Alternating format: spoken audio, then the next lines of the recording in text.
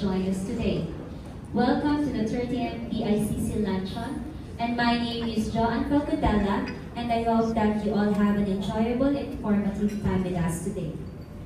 Just before we get going, I would like to mention and thank our valued marketing partners, for without this company's assistance, this luncheon would not be possible. Supporting partners. So we have the Earth AD. Do we have the Earth AD here? From Earth AD? I think they're still not here. SGS Philippines. Ayan, table. And we have the Concrates.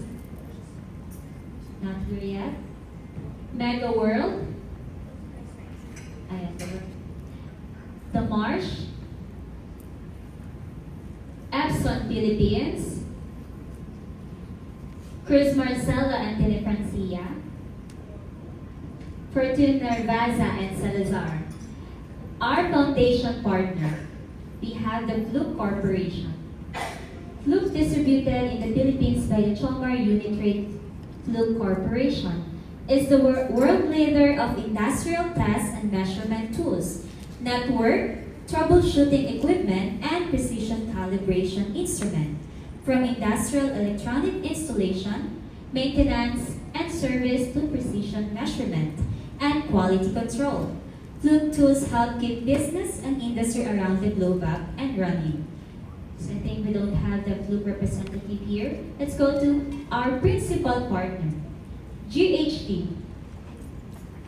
GHD is a leading professional engineering, advisory, and environmental services company operating in the global markets of energy, resources, water, environment, property, and buildings, and transportation.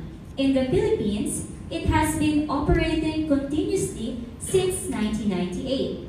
Its offices in Metro Manila and Cebu are home to more than 1,200 employees.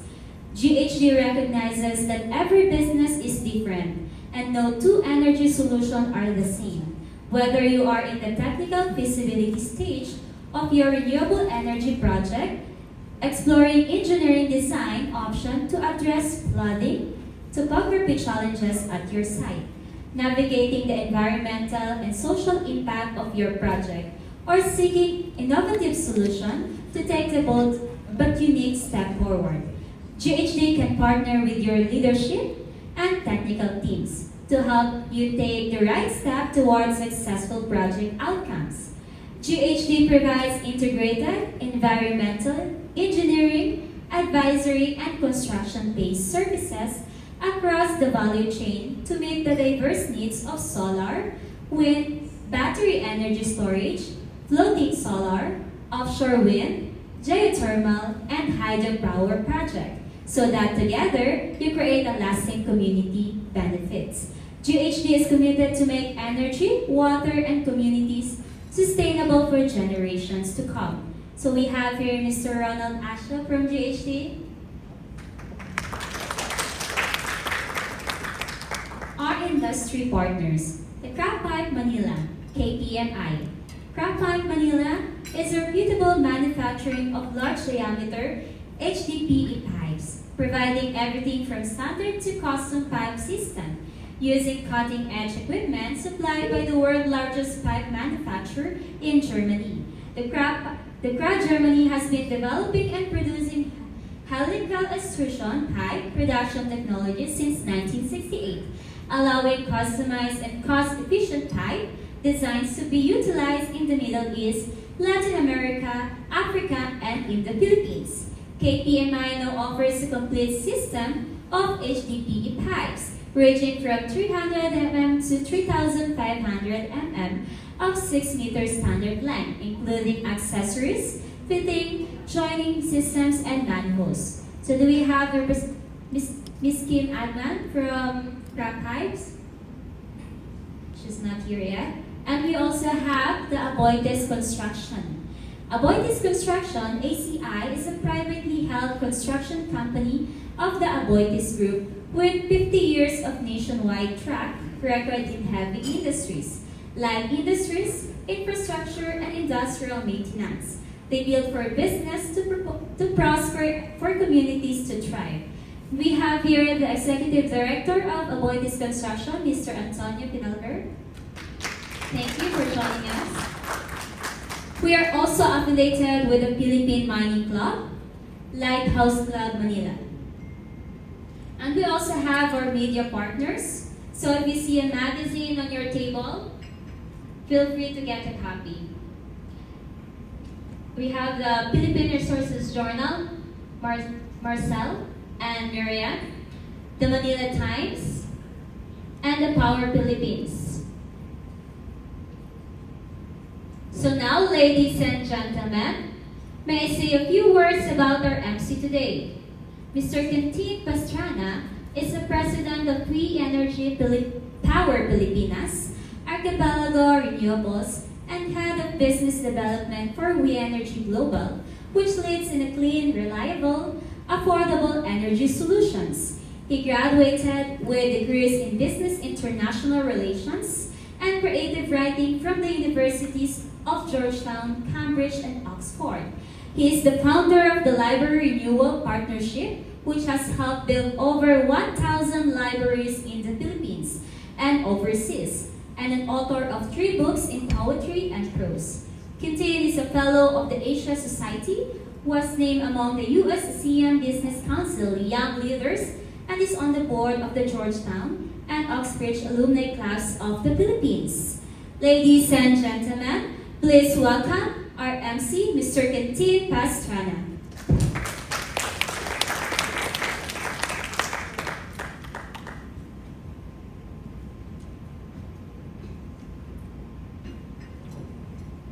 Good morning, everyone, and thank you, Joe, for the kind introduction.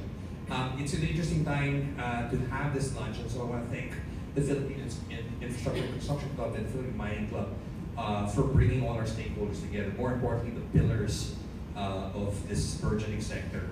I want to thank the representatives of the Department of Energy officials who are here today and the key companies who we want to get a nice overview, but also a deep dive in terms of where the sector is headed, especially as this economy grows from strength to strength, even with these geopolitical issues facing us right now as we speak.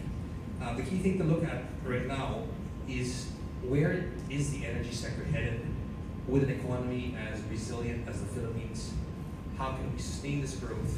And more importantly, what is the kind of public-private partnership we need?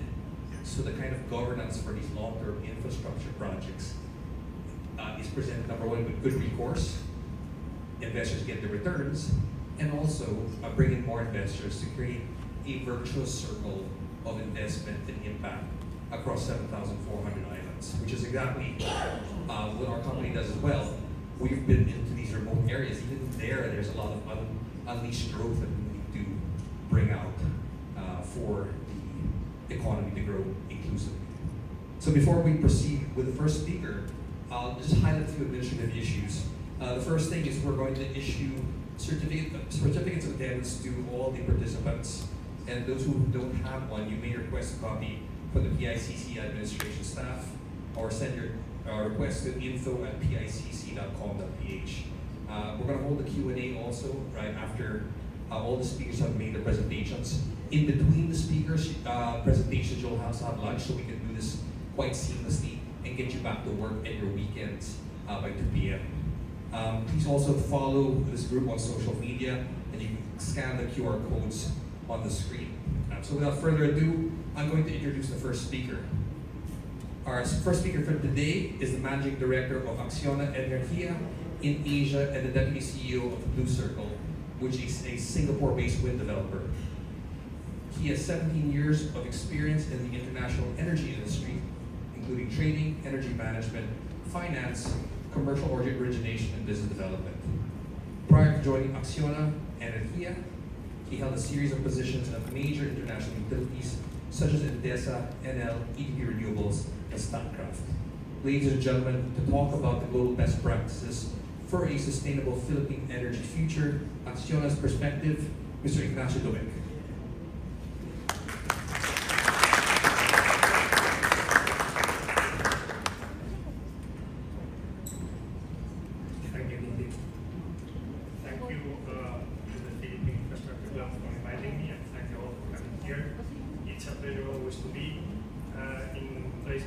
this and to having the chance of presenting what we do.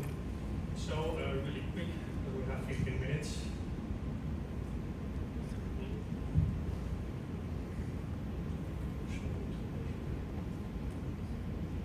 Yeah, I'm going to present our company really quick.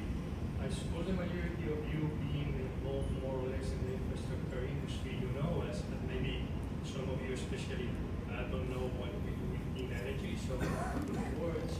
As you can see, we're a big company, 66,000 employees with more than 100 years of history. Pretty solid numbers, I like that. As you can see, 90 billion of revenue and more than 2 billion of EBITDA. And as you can see here, 45% comes from the renewable energy part of the business. So we only do renewables, we do not do anything with thermal generation, and 31% come from infrastructure. We not only do this, we're a big conglomerate, such as many big Filipino companies, we have this in common. So I'm going to show you a quick video of what we do, so that you catch a glimpse of all the business lines that our company has.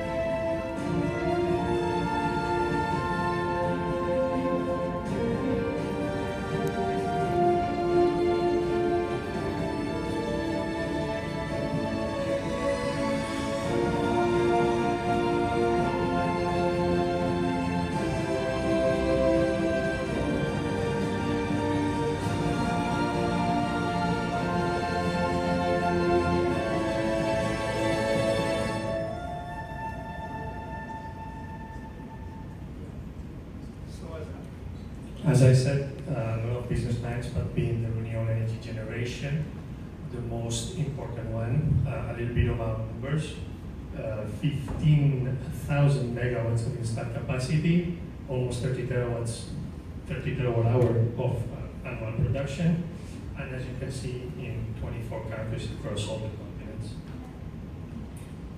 Just to catch a glimpse of our size, we're the 9th IPP, renewable IPP in the world in terms of installed capacity, and the biggest of all if you only take in consideration renewable energy. So we're the only one, the biggest amongst the only ones that is not doing thermal generation.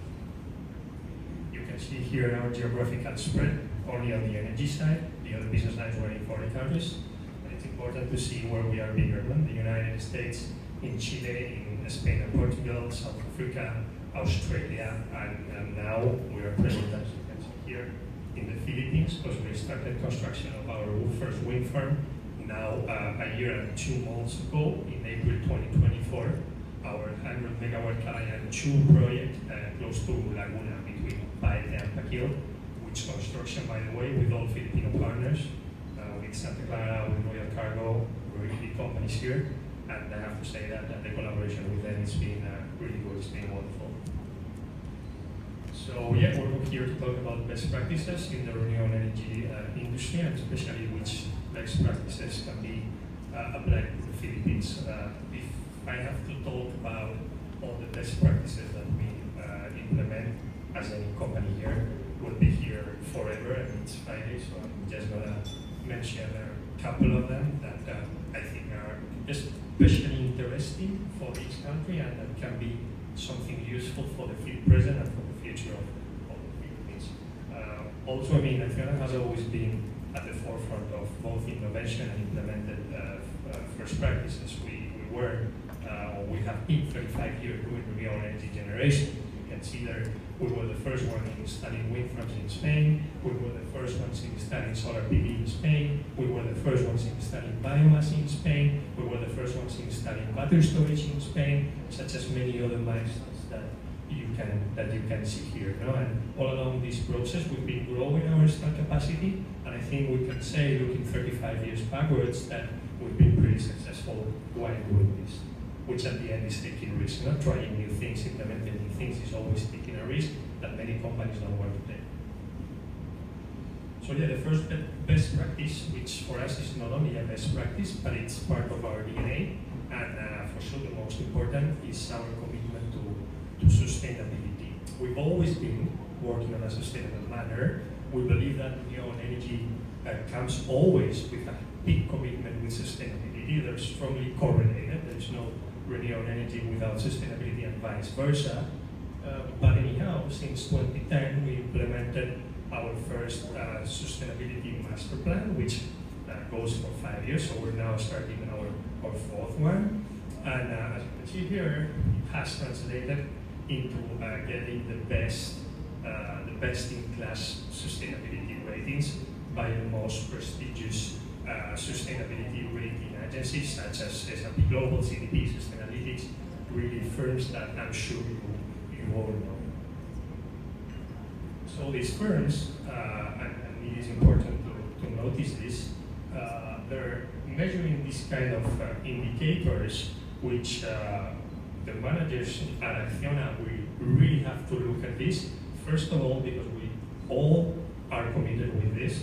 And just in case there is somebody which is not very committed with this, what the company does is they tie this to our bonus.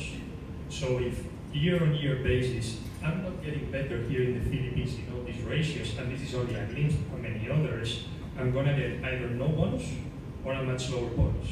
So me, myself, I have to stand committed to this, but if there is somebody at Acciona that is not committed, he's gonna be or she's gonna be committed really, really fast because it's gonna touch his income. So we make sure that this is really implemented and that our managers and our directors are really looking to get better in all these indicators year on year, because at the end this indicator, it's how we present our company, and it's also really important for the ratings that we saw before.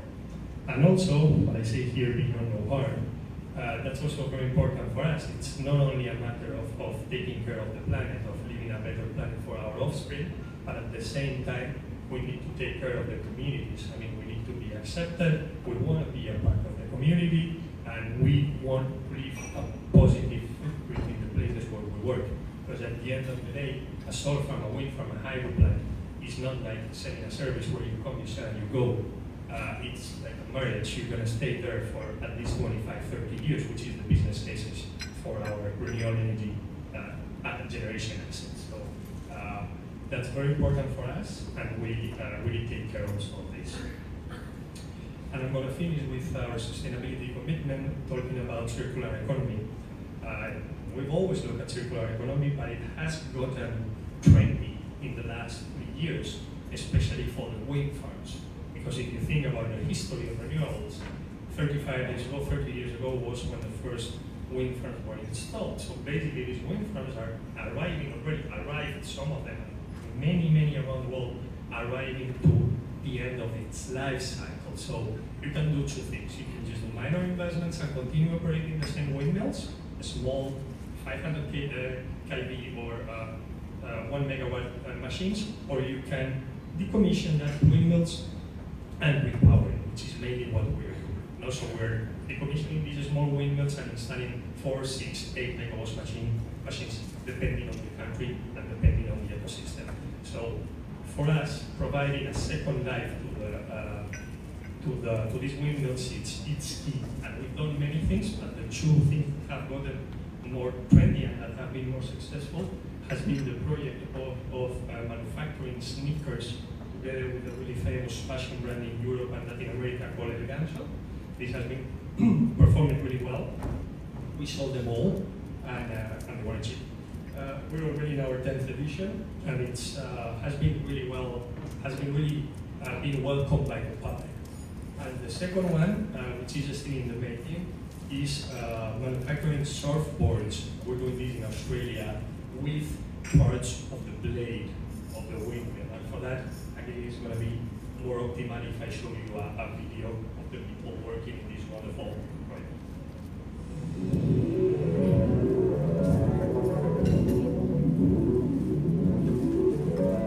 I am Domecq, Sustainability Director at Acciona Energia. Acciona is recognized for our commitment to sustainability and innovation. Acciona's had a consistent view of the circular economy. The life of a wind turbine can be anything out to 40 or 50 years. But we do eventually have to look at what we do with those turbines when we do decommission the sites. Most of the elements that make up a wind turbine are fully recyclable. The most difficult part to recycle are blades. 30 years ago, local surfboard makers would help us repair blades. This surfboard is a continuation of that shared history. We've taken an issue, a problem, and then turned it into the creation of surfboards.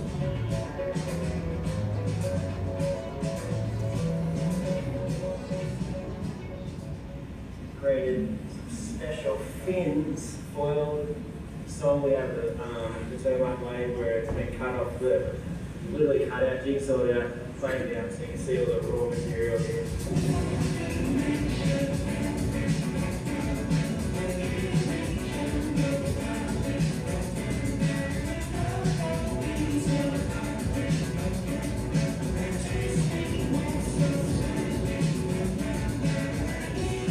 Far out. That was not what I was expecting, and we definitely pushed them boards to their limits, and they held up beautifully, performed great, and wow, the flavors were something special. I haven't had ways like that in quite some time, so.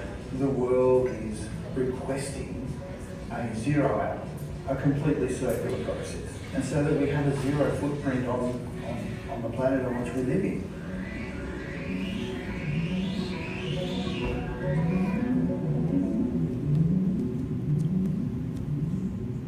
As I said, a wonderful project. So yeah, we're gonna leave sustainability there. I'm gonna tell you more best practices that I think are key to become a successful and a big renewable energy producer. This is one of the most important. It's called the FECOE, which is basically a control center. So it is important to invest and to build more generation assets, but it's more important to make sure that the ones you already have are performing correctly. I mean, the availability of the wind farms and the solar farms, the higher plants, it's really important. At Acciona, our target is to go above 95% availability, means 95% of the hours that generation asset is 100% ready to produce at maximum power. So basically what we have is 5 headquarters, 2 in Spain, Pamplona and Madrid, 1 in Chicago, 1 in Santiago de Chile, and 1 in Melbourne, so that we make sure that 24/7 we have people looking at all our assets, which, believe me, are a lot of renewable energy assets. Nowadays, we managed to solve more than 60% of the incidents that any wind farm is getting worldwide remotely. That's really important, because before, and we we still have to do it. We're not able to solve it remotely. We have to send a van with a technician that goes to the nacelle, locates the problem, finds out if he can solve it directly there or needs another technician. So all of this takes a lot of time. So if you can solve it remotely, normally in less than 1 hour, that means that windmill is going to be generating again in less than 1 hour, and not in 3 days or more than a week. So this is key. And again, I'm going to show you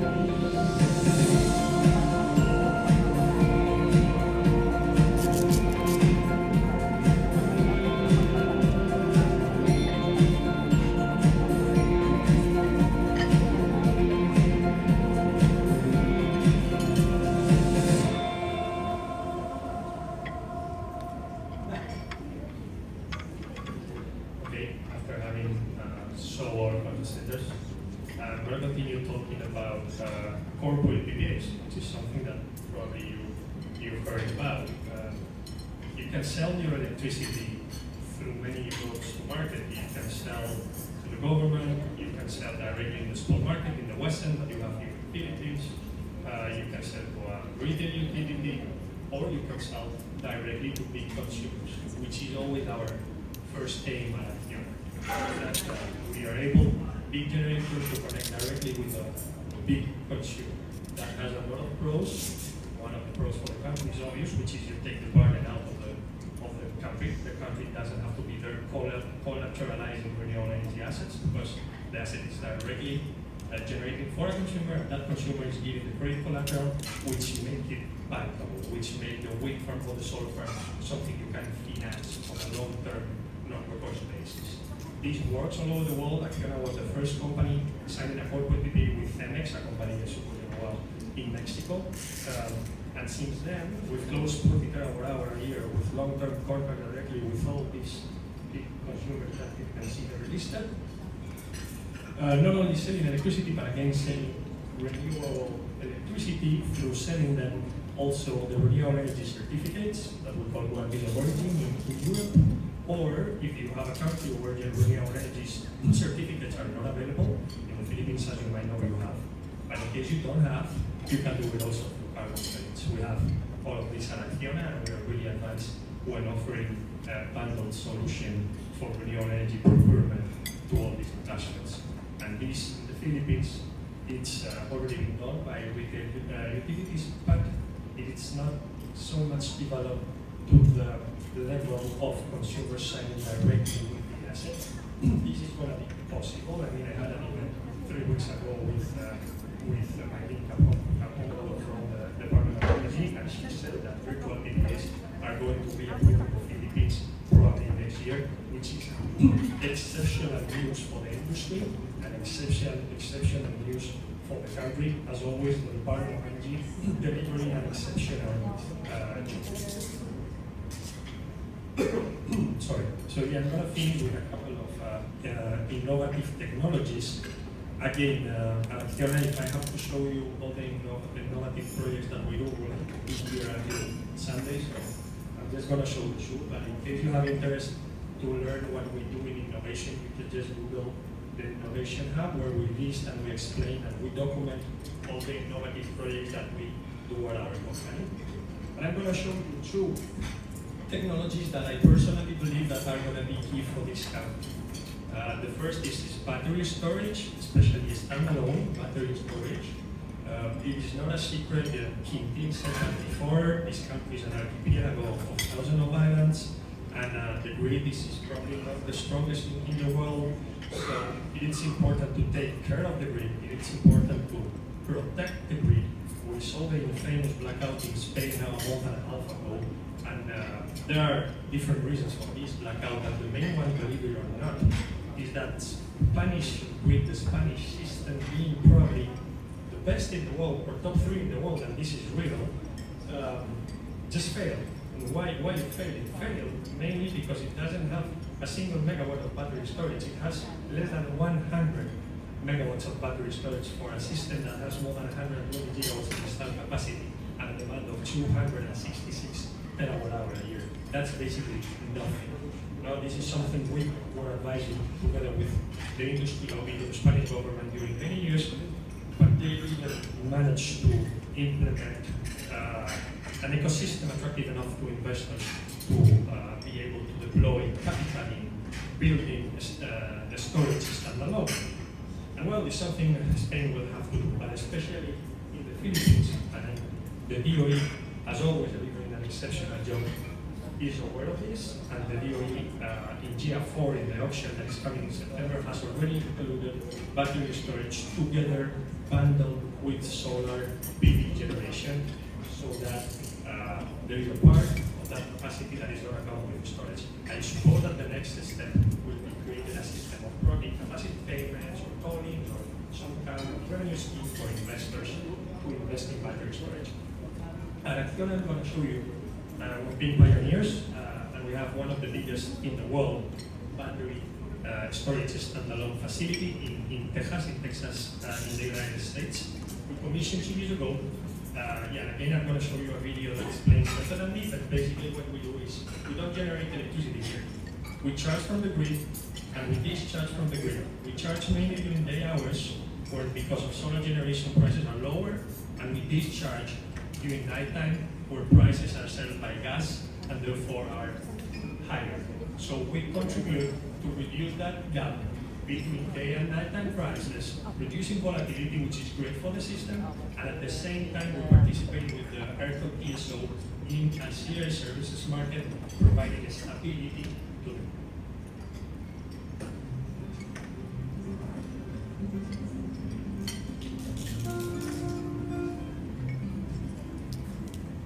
China is the first battery storage plant operated here in the United States. This is located in Hampton.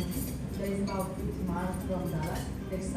Cunningham Energy Storage is rated for 190 megawatts for 2 hours, or some other deviation thereof, where you can do 95 megawatts for 4 hours.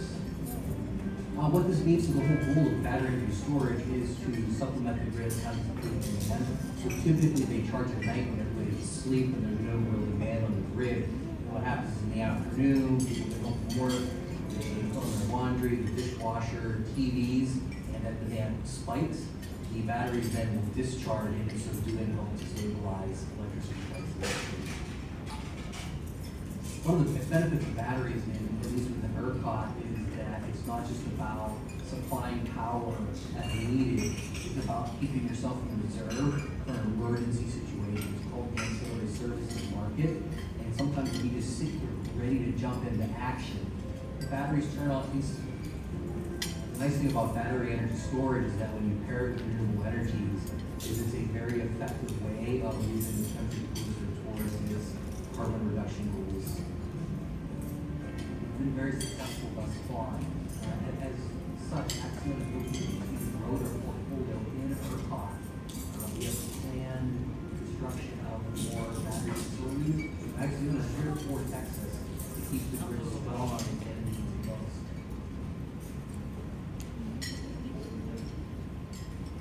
Okay. One comment about the video. At the beginning they were charging at night, they charging during the day. Then the prices changed because of a lot of solar coming, so now we do the other way around. So as you can see, it's quite dynamic. This is the last promise, my last intervention. Just gonna talk to you about floating solar, which is being very popular in the Philippines. The project being developed by Blue Leaf, in the Laguna. It has been included in the GIA4 in the auction coming in September. Again, wonderful job by the DOE. It is a technology that I think can be really good for this country, because at the end of the day, in small islands, you don't have a lot of space, so you can use the lakes, and at the same time, for floating still lakes is better than ocean. So I think it can be really, really useful for the Philippines. And I'm going to tell you what we've done with floating energy at Acciona, which I really believe it's the way that technologies which are still maturing, like floating solar, because remember that floating solar is still not a mature technology. What we do actually is basically testing it. No? So we created 5 years ago, in 2020, what we call the Solar Hub, which we have in Extremadura in Spain. It's basically a lake, and what we're doing is testing the different setups that you can have for floating solar.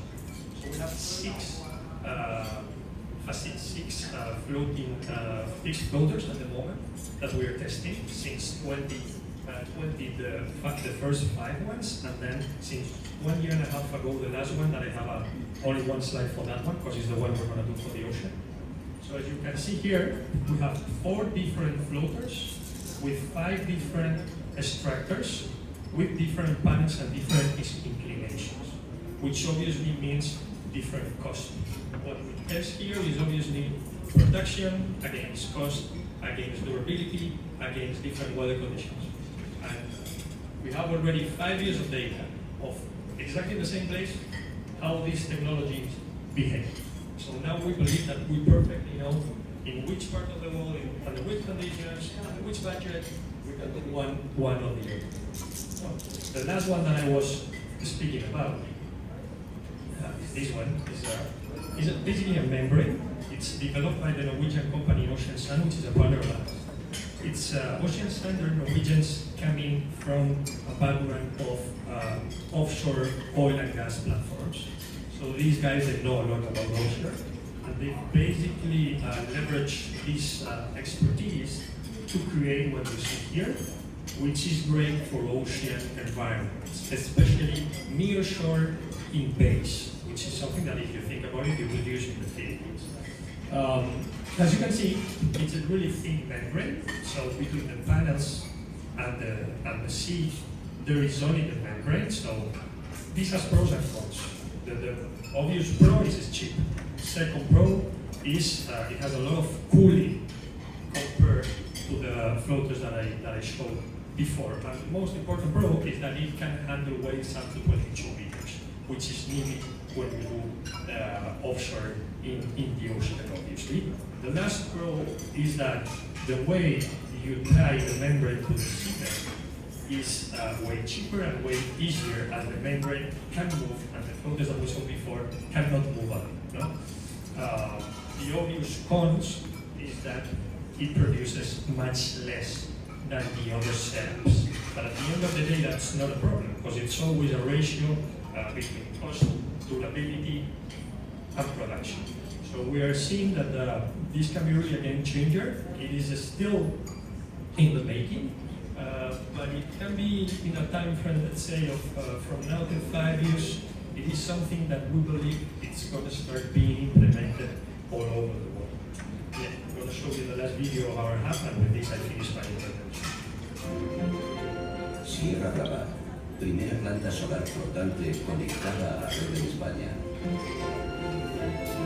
Un proyecto pionero e innovador que emana naturaleza, sostenibilidad y vanguardia tecnológica. Un demostrador tecnológico que permitirá testar diferentes soluciones técnicas para su futura aplicación en plantas comerciales en todo el mundo. 3.000 módulos solares se distribuyen en 5 sistemas flotantes que ocupan una mínima parte de la superficie del embalse y suman más de 1 megavatio de potencia. Un proyecto que favorece la preservación del entorno natural.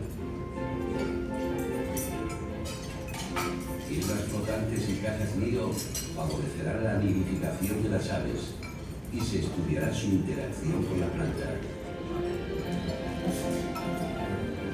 La fotovoltaica flotante es una tecnología emergente en clara expansión a nivel global.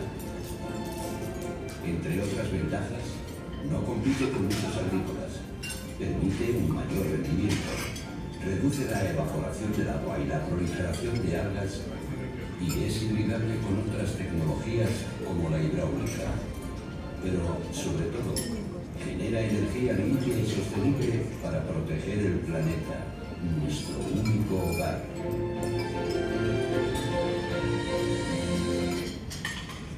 This should have been in English. Sorry for that. Yeah, with this I finish my intervention. I hope that it has been interesting for you. And yeah, see you later in the rocket. Thank you very much.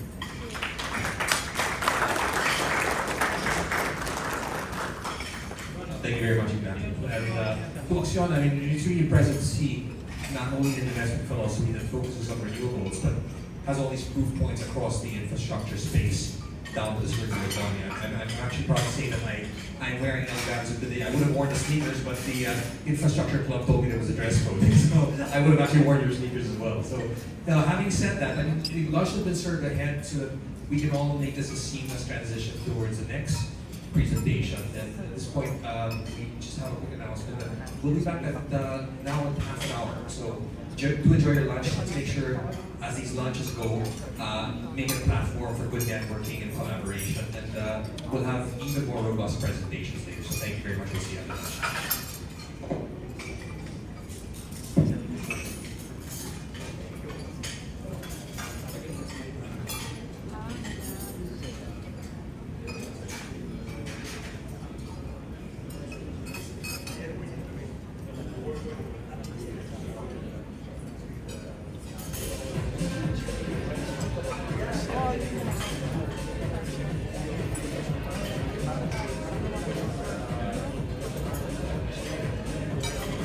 Start by with an introduction for our second speaker.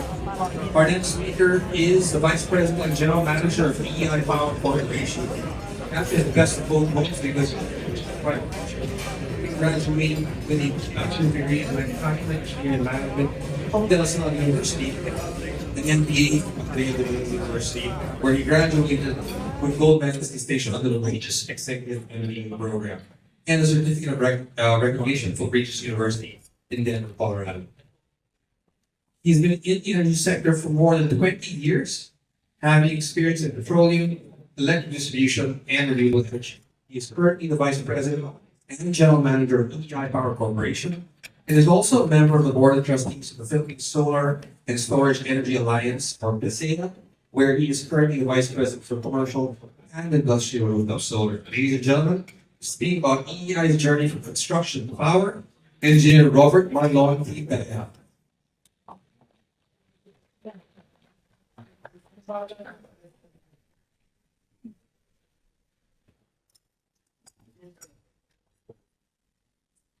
Thank you very much for the generous introduction. So, good afternoon, everyone. I hope that everybody enjoyed lunch. It was truly delicious. So,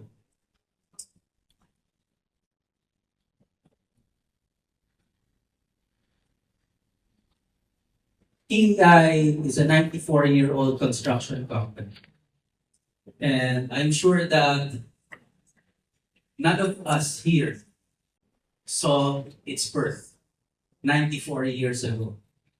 All of us were born after EI has constructed numerous buildings, supplied numerous equipment in the construction industry. 94 years. And throughout the decades of its existence, EI has shown resilience in the construction industry, having built most of the high-rise buildings here in the greater Metro Manila, having built bridges that connected the islands of the Philippines, and is continuously building infrastructure in support of nation building.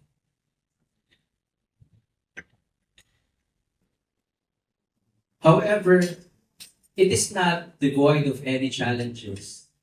Despite EI's legacy in the construction industry, having a diversified portfolio of buildings, power plants, and infrastructure projects that have helped build and grow the Philippines to what it is today, there are still numerous challenges that is affecting the company and in fact affecting the members or the participants or the entire industry itself. And these are just some of the challenges. Challenges that that are really, enough compelling reasons why there is what we call a journey. A journey from construction to power. And there are actually other construction companies, well-known construction companies, local and abroad, that have done the same transition.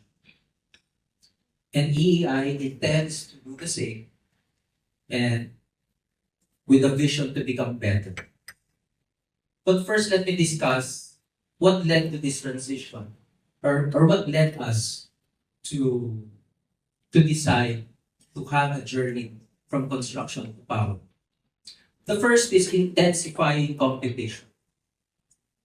Everybody who has built or has done a construction project, whether it be for power plants, I've seen friends from the mining industry that I haven't seen in 20 years. And they are still here. My God, all of us are still alive after 20 years. Thank God. Right? Here.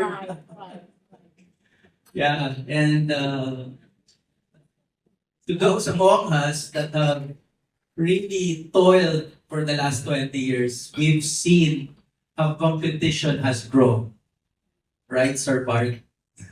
It is more difficult to do business now compared to 20 years ago. It is. 20 years ago, I was a salesman of petrol, selling industrial fuels and lubricants.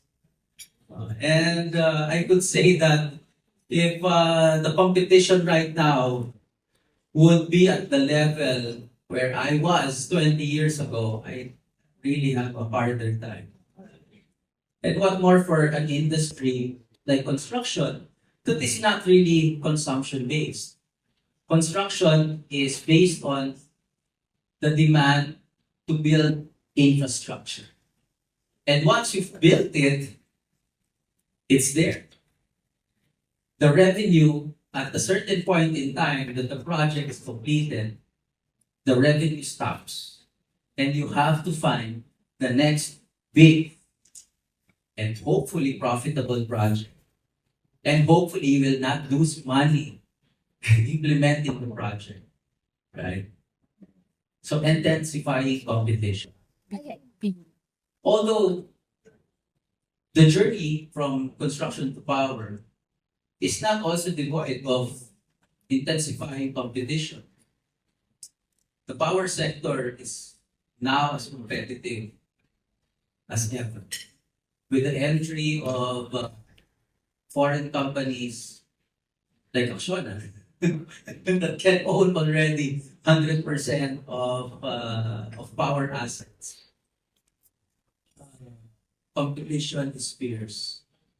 And local companies like ourselves, like EEI, we're in a lot of pressure to really perform and become better, not just against our fellow Filipino companies, but we have to be globally competitive. The next is dependence on cheap labor. Anybody in this room who has seen a P&L statement of their company would understand what I'm talking about. Cheap labor, whether it be the janitor in your office, the engineer doing your AutoCAD drawings, the engineer that is designing your projects, or the department manager, okay, that you pray to God every day that this doesn't resign because you trained him for decades already.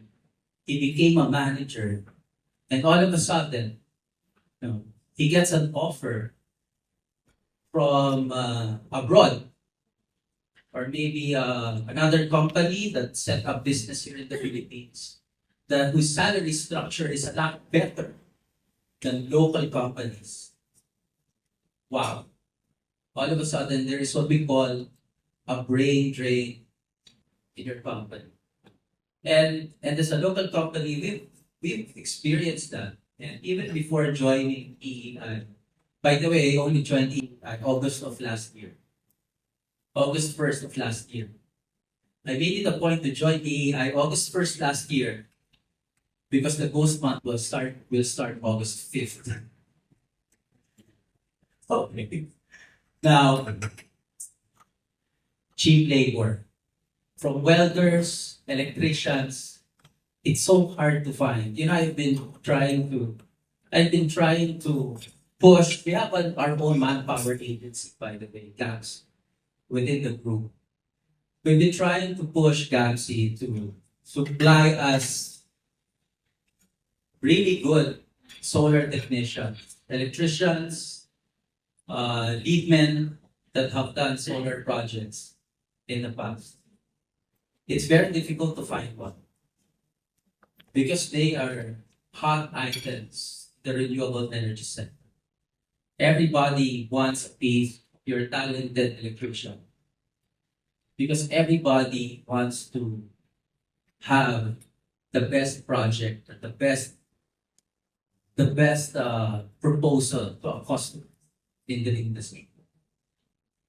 And not to mention abroad, right? Those electricians, even before the renewable energy boom in the Philippines, they have been getting offers abroad, like Saudi, US, other neighboring Asian countries. What now? Where here in the Philippines, there is a renewable energy boom. Which leads to the next challenge, which is lack of technical expertise. If your engineers are being hired outside of the country, if your welders, your electricians are getting hired outside of the country, it leaves you no choice but to train again and again and again. Younger, less experienced, and it's going to be a never-ending cycle of you training new grads, new grad engineers. Because the engineers that have been in the industry for so long got hired by another company. And it's not a local company. But it's a reality that industry players like EEI should accept.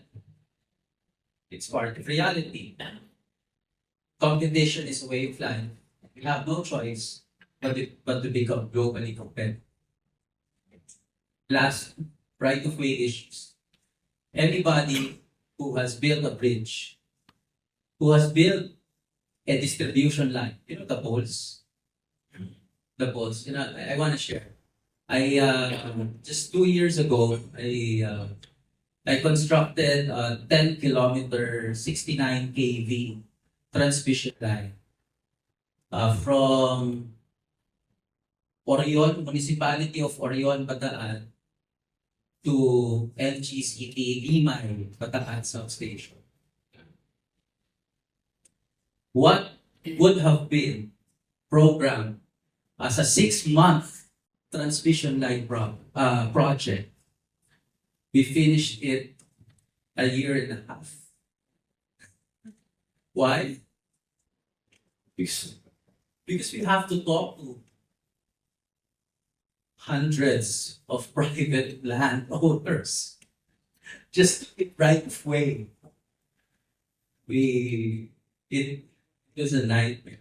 Not to mention that you have to deal with getting right of way from the landowners, getting right of way from the local utility who already has 13.2 kV lines there, and you want to put a taller 69 kV transmission line, you have to pass through, their existing distribution lines. So right of way issues.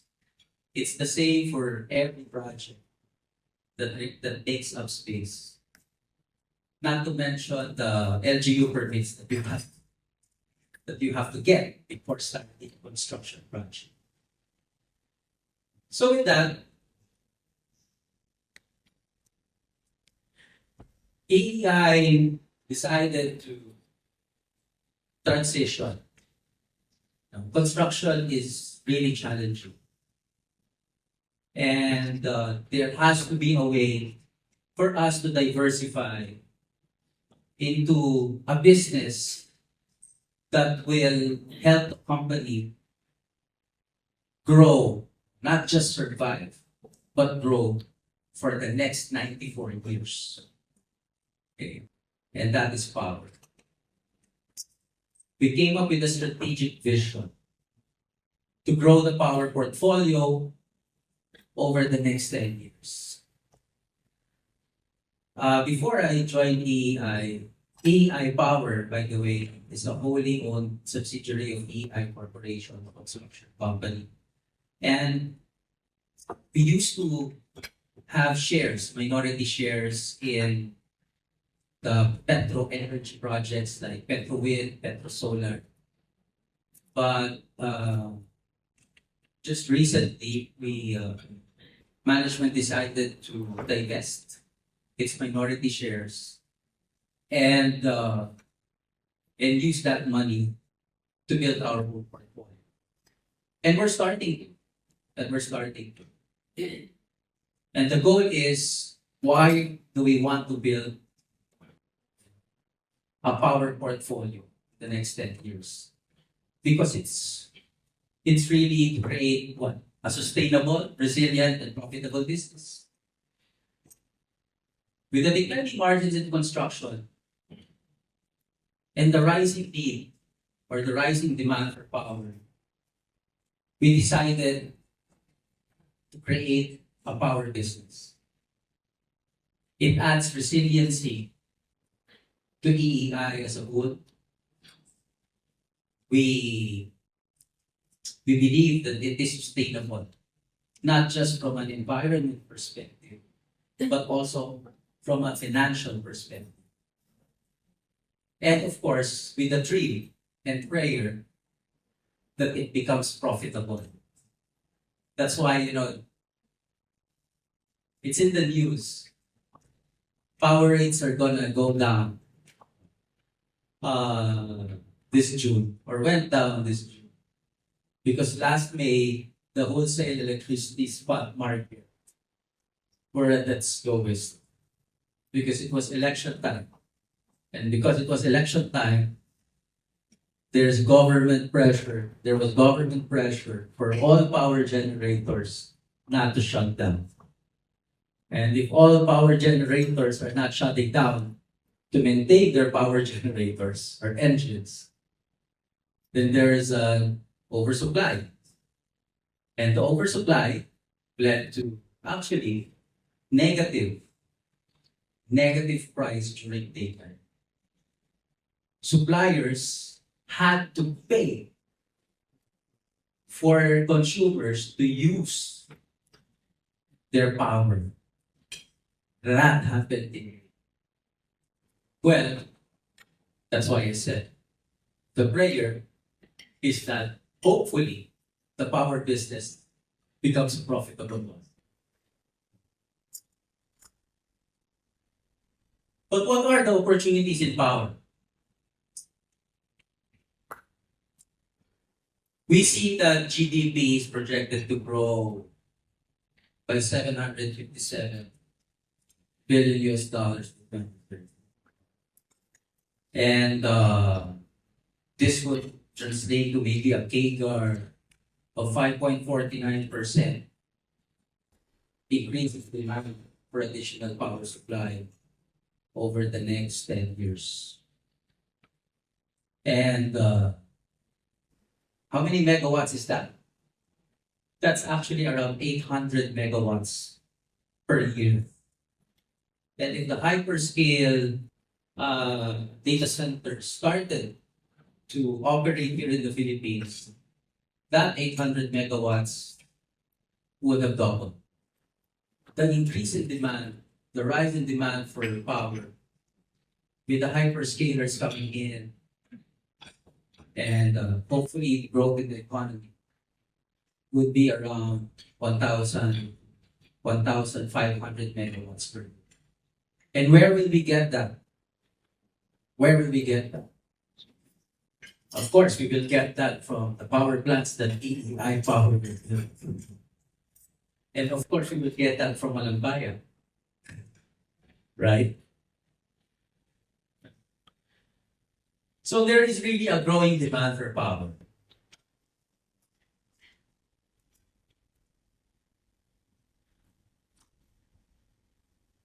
That is why this is the architecture of AI power.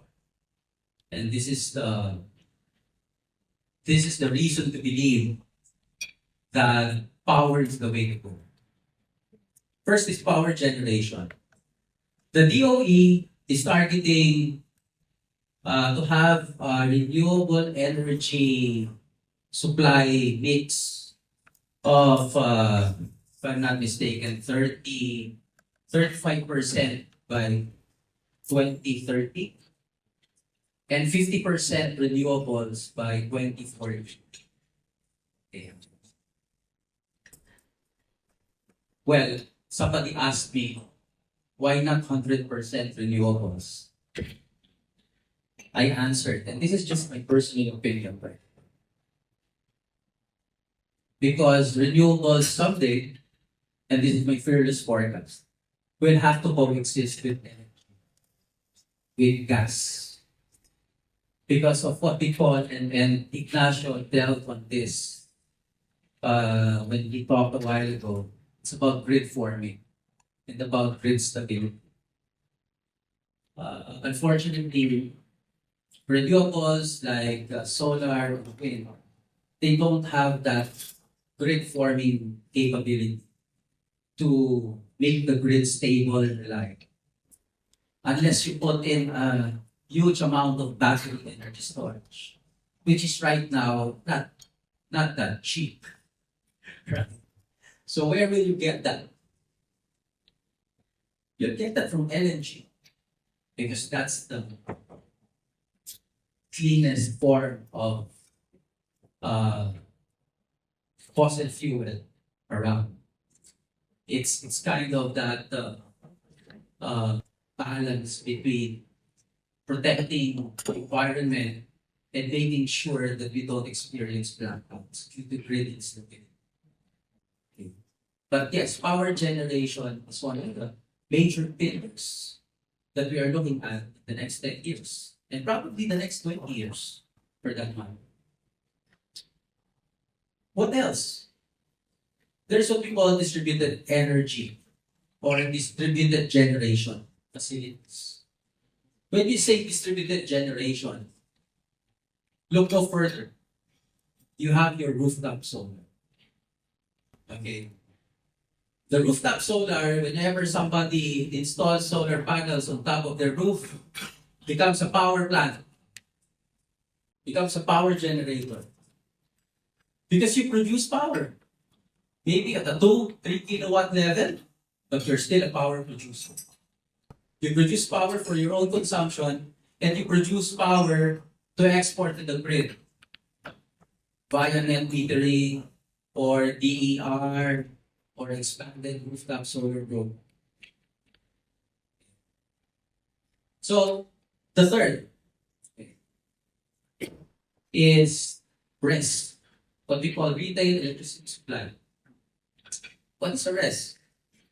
So there is this huge power plant who sells wholesale by bulk to a company called a retail electricity supply company. And that RES company will then sell the power in retail to different industrial, commercial, and now residential customers.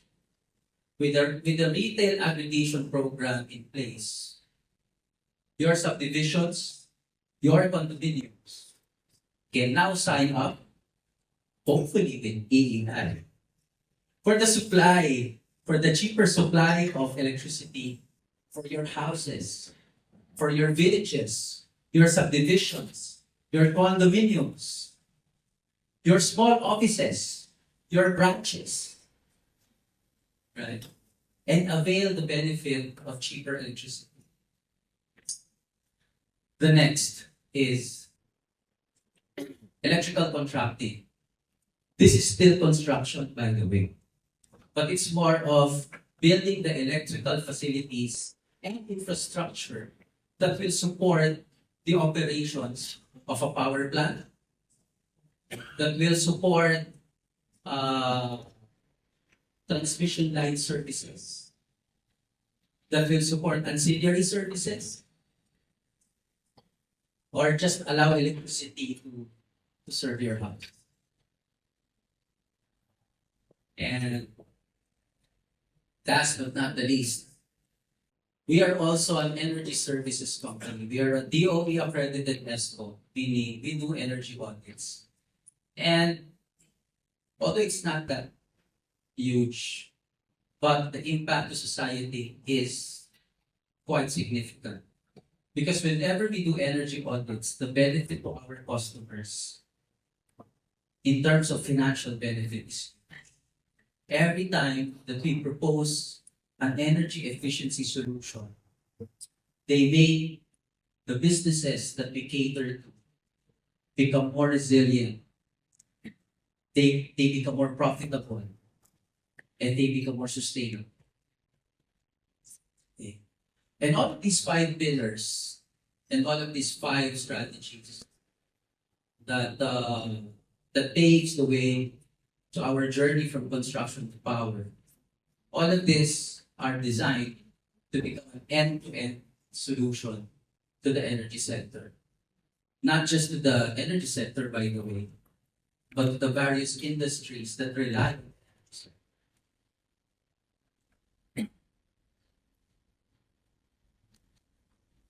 And before I end my presentation, this is by the way my last time. No, I will not bore you to death.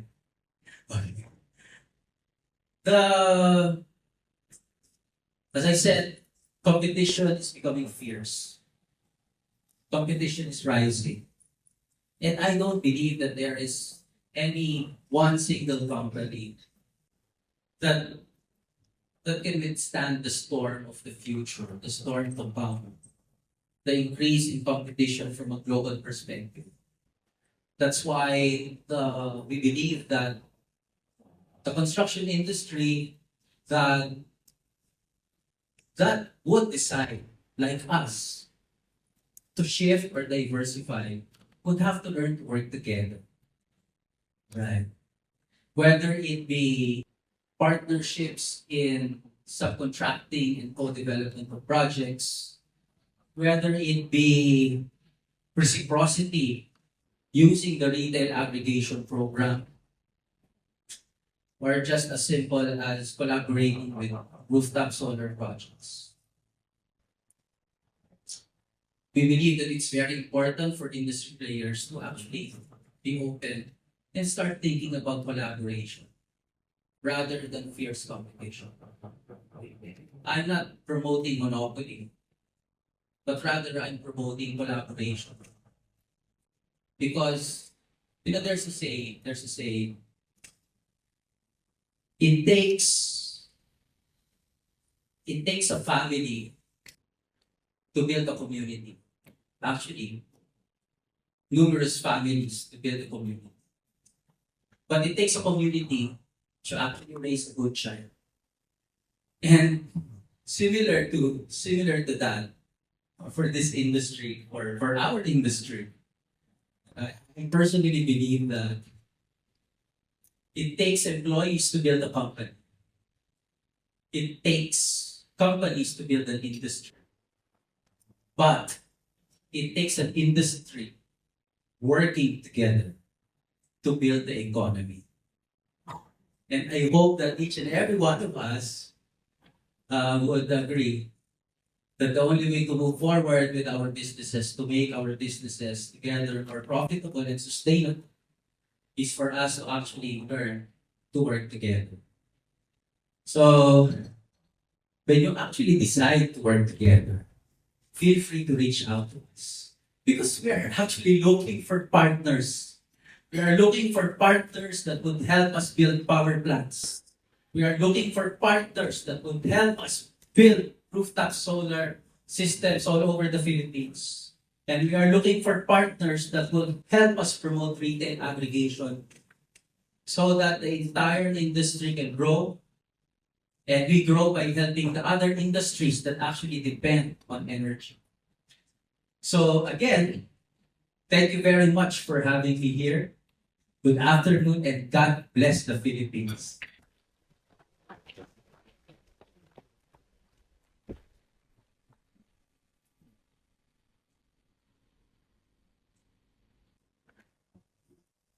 Thank you very much, Engr Pereja, for that a very inspiring speech. Also for tracing the story of EEI's transition from mere construction into power. I'm sure you, being in the industry, as one of my vendors used to say, that the power and energy, they're demand inelastic industries. That means they're there for life, longer contracts are good. And as you mentioned, the idea of co-opetition or an ecosystem of companies collaborating will actually be the template for the future. I'll give you an example. We have two islands, I said Ignacio earlier, we have two islands that we're energizing north of Cebu. We actually drive by the plant site of Acciona on the way up northern Cebu, and we realized there's no one-size-fits-all solution. There's many firms that can come together, in an area to contribute to specific energy demands of end users or even like the cooperatives or the national grid. So speaking of the main grid and the Luzon grid, I'm excited to hear our next speaker's presentation on providing me a solid form of baseload power for Luzon. And I know this for a fact because I was part of that consortium where we used to be proud that 1 out of 3 light bulbs in this room, I think that's still the case, is lit up by power from her facility. So our next speaker is the president and CEO of the consortium and the firm running that upstream energy landmark investment of private energy. She graduated magna cum laude and is the valedictorian of her batch at the College of Science and University of San Tomas with a degree in BS Chemistry. She's gone on to top the 2000 National Chemistry licensure exams. Today, she is the first female CEO, Managing Director, and General Manager of Prime Energy Resources Development BV, where she's the delivery of some growth projects for the CERC's Contract 38 Consortium, otherwise known more popularly as the Malampaya Deep Water Gas to Power Project, and now in its phase 4, while ushering an expansion and evolution of Prime Energy's business strategy for the future. So, ladies and gentlemen, to speak about securing Luzon's energy battle, Prime Infra's role in Malampaya's extended life and beyond, Ms. Kuizon Cruz.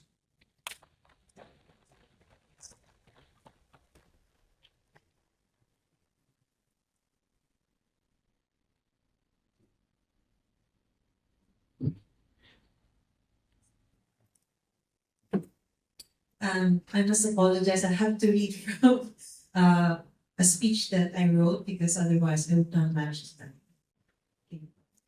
Ladies and gentlemen, my fellow panelists, peers from the infrastructure and construction industry, and all of our esteemed guests here today, good afternoon. I am Donna, President and CEO of Prime Energy Resources BV. This is a fully Filipino-owned and Filipino-operated company of Prime Infrastructure Capital Inc. and the operator of our country's first and so far only indigenous gas producing asset. This is the Malampaya Deep Water Gas to Power Project under Service Contract 38. With the DOE and our SC38 or Service Contract 38 consortium partners, PNOC Exploration Corporation and Moderator Corporation 38, I'm very honored to share with you the story of patriotism and unwavering dedication of Filipinos to secure the energy backbone of Luzon and continue to enjoy its immeasurable benefits for decades to come. 2 weeks ago, I had the opportunity to visit a remote fishing community in northern Palawan in the Philippines that had no access to electricity. And it will never have access to electricity. The town mayor told me that before the Malampaya Foundation, which is one of the foundations supported by service contractor PICC, came in, before Malampaya Foundation came in to help them build a solar-powered microgrid, students in that town would travel every day by boat for 2 hours, just one way, rain or shine, just to charge their laptops for homework, or even their phones. That whole village would be dark by 6 p.m. at night, and so parents had very little time during the day to fish or to farm for food on the table. It was really heartbreaking hearing these stories. It struck me how life-changing it must have been for many Filipinos back in 2001 when we finally had access to our own source of clean energy, when Malampaya gas flowed for the first time. Malampaya and its customer power plants lit up 1 in every 3 light bulbs, as Quintin said earlier, or 2 in every 5 light bulbs in the main island of Luzon, and ushered an era of energy security for the Philippines. Upon starting commercial operations in 2001, Malampaya played a crucial role in ending the debilitating 18-hour-long rotating brownouts in the 1990s. For some of you, you might have remembered this.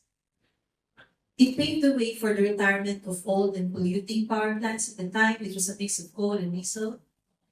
It reduced the country's dependence on imported fuel by 30%, resulting in foreign exchange savings at the time. It reduced electricity prices overnight significantly. At its peak production, Malampaya powered 40% of Luzon's energy needs. It is a significant revenue source for the government, having remitted about $40 billion to date. Our Malampaya assets are operated by an all-Filipino crew now, whose skills continue to transfer to the broader Philippine industry. Malampaya is the lifeblood of local businesses, providing engineering, construction, logistics, and marine, and other general services that generate thousands of jobs for Filipinos. Malampaya's impact goes beyond building a more resilient economy. We ensure that energy development goes hand in hand with sustainability. The environment and the community are really integral to our business strategy. So through our partnership with the Malampaya Foundation, we train local communities to run small businesses or even learn construction skills that lead to higher household income and steady employment for those who benefit from these activities. The Malampaya Foundation also helps set up 115 nano and micro enterprises in the areas where we operate. This is in Palawan, Mindoro, Batangas. And these are managed by 34 conservation partner organizations with over 1,200 active members today. The team also established and expanded 58 marine protected areas around Palawan. I was there 2 weeks ago. It's beautiful. And these initiatives have significantly increased fish biomass in these areas, improved coral reef health, and enhanced marine biodiversity. And so these have helped the coastal communities who rely on fishing in these areas for livelihood. For the last 24 years, Malampaya enabled the building of all of these capabilities and protection to the environment that support the growth of infrastructure in the country. Malampaya continues to be relevant today and will become even more relevant in the years to come. With the Philippines' energy demand steadily growing, you can see the projection over on the right-hand side graph, and the share of intermittent renewable energy increasing in the generation mix. Mid-merit gas power plants, the power plants that are supplied by Malampaya today, will play a critical role in ensuring reliability and stability of the Philippine grid.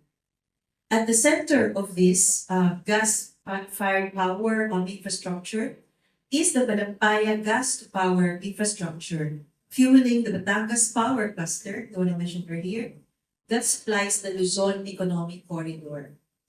This corridor is the nerve center of the country's financial and economic activity. But the lack of exploration in the last 12 years, exploration for indigenous gas, and the natural decline of the Malampaya field reduced the contribution of Malampaya gas to only 20% today. Used to be 40%, as mentioned earlier. If nothing is done, Malampaya will cease to produce gas in as early as 2027. And the country will face a crisis of greater dependence on imported fuel. We only had to recall what happened during the Ukraine war when LNG prices skyrocketed to $55 per MMBTU. Today is just, well, today is $14. It went to $55 at the time. And then also at the time, you would recall, coal exports by Indonesia was almost curtailed. Filipinos could face a repeat of this kind of situation, and then the devastating brownouts and high electricity prices that almost collapsed our economy in the 1990s. So really, the task at hand was really clear.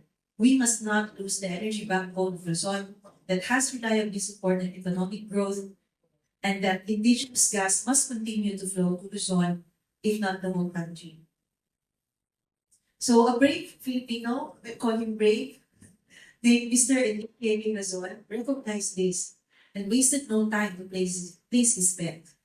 His company, Prime Infrastructure Capital Inc., acquired the operating stake in the Malampaya assets, including the existing organization, in 2022. This was not for the faint of heart, this investment, because a major investment in drilling new wells had to be done immediately. Right when the asset is at what we call a late life stage, the production is depleting, and the organization at the time working in Malampaya has left the comfort of international support teams, which used to be Shell. But Prime Infra, with its very unique M&A acumen, saw great potential in this company and in this organization. This is an organization they felt has the chops to extend the life of Malampaya. And so that's what they did. Prime Energy was born. And Prime Energy, we wasted no time to get the job done. The first task was to arrest the declining production of Malampaya immediately through a drilling and tie-in project, and then transform our current operations to further extend the economic life of the business, and then position for even long-term growth, meaning more exploration and development of indigenous resources. This really huge task required augmenting the existing Cruz technical expertise with the Luzon Group's financial and commercial acumen, honed through investing in capital-intensive infrastructure projects globally. We built up our very own project execution, subsurface, and wells organization that ruthlessly simplified our existing legacy project processes and innovated engineering approaches to get projects from concept selection to final investment decision in record time and within international safety standards. We reduced our baseline operating costs and increased our production reliability to 98%. This is world-class. To secure a robust cash flow for our investment program. We are, at the moment, implementing paradigm shifts in our operating and maintenance strategies to extend the life of our assets while keeping our costs really low. And amidst these changes, we are maintaining a goal zero safety record. Zero fatalities, zero serious injuries, zero environmental incidents. We sought the help of government agencies such as the DOE to accelerate indigenous gas exploration, and we developed in this process very good relationships with them. All these initiatives I described to you were driven by teams all across Prime Energy in a very concerted and easy way, because they understood the overarching strategy. With a much simpler hierarchy as a local company, all of our leaders in Prime Energy enjoy a more transparent and collaborative approach to strategic planning and decision-making, which sped up the way we do our work and also really allowed all of the people to understand their role and be empowered to do it. So in our first 2 years as Prime Energy, we built all of these foundations and achieved more than we dreamed we could. Through the team's efforts and an $893 million investment, Prime Energy and its consortium partners have brought to life the Malampaya Phase 4 project. You see some of the pictures. This is the largest upstream investment in the Philippines in over a decade. Today, as I speak, the drilling rig we contracted for the project, this rig on the upper left corner in the picture, this rig is now in Philippine waters, executing a highly complex critical operation that will breathe new life to our natural gas industry. 2 new deep water wells will be drilled this year. It has started, in fact.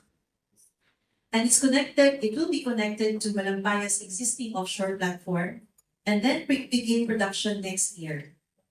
So this is a record 3-year cycle time from the start of rigging up the project to today, significantly outpacing the typical 5-year cycle time for projects of this scale.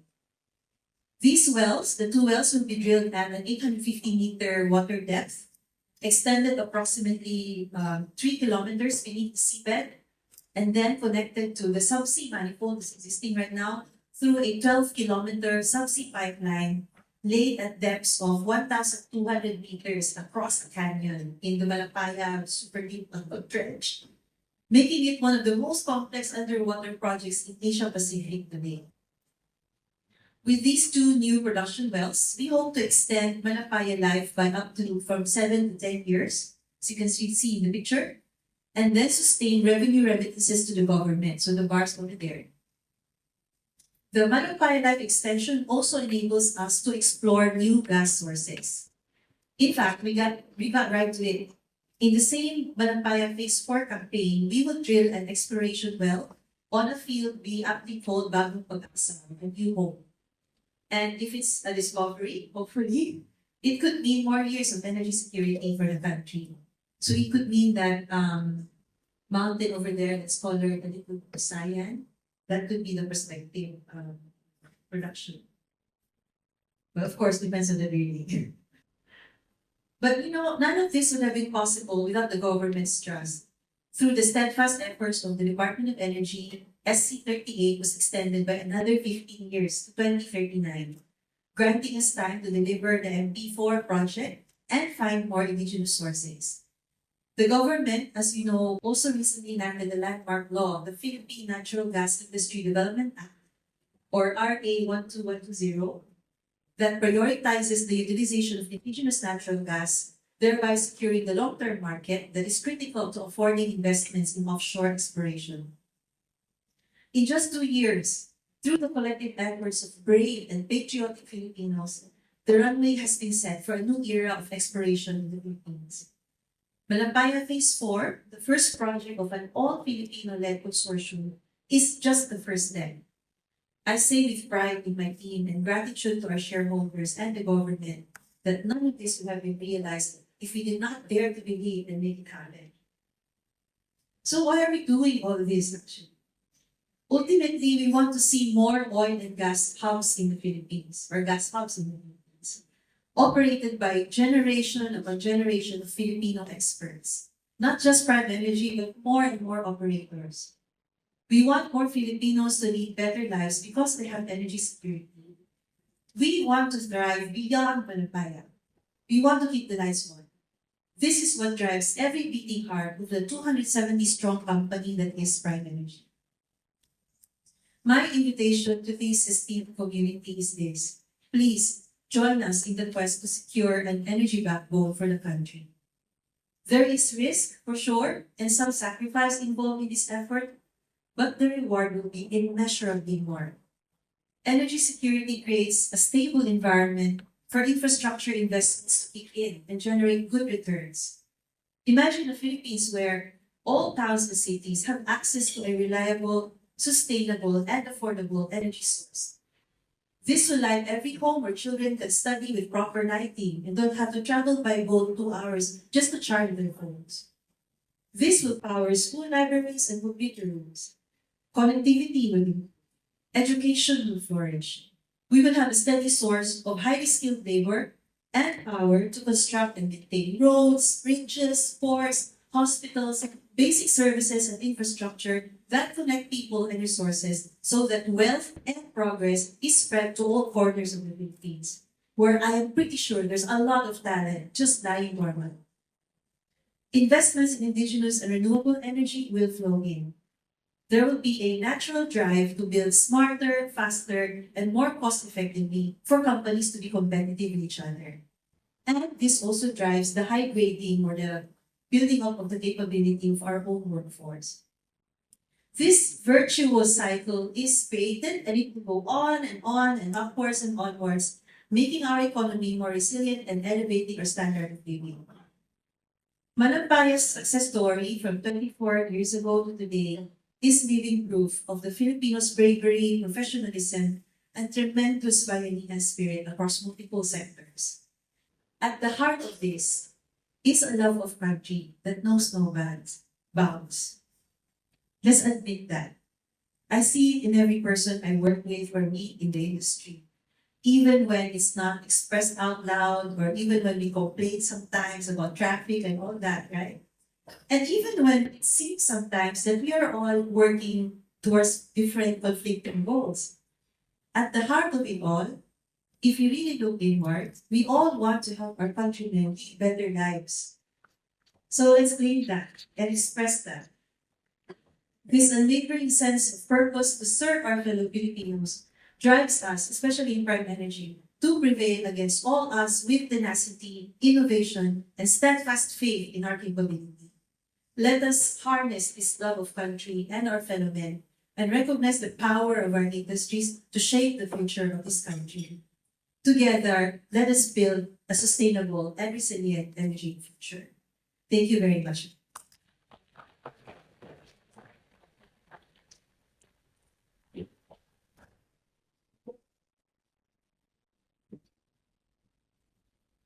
Thank you so much, Donna. It's really proud to see such a landmark investment now in Filipino hands, but also extending a life that allows it to be a clean backbone for energy for Luzon. Because as I will ask Peter, what's the future for baseload power?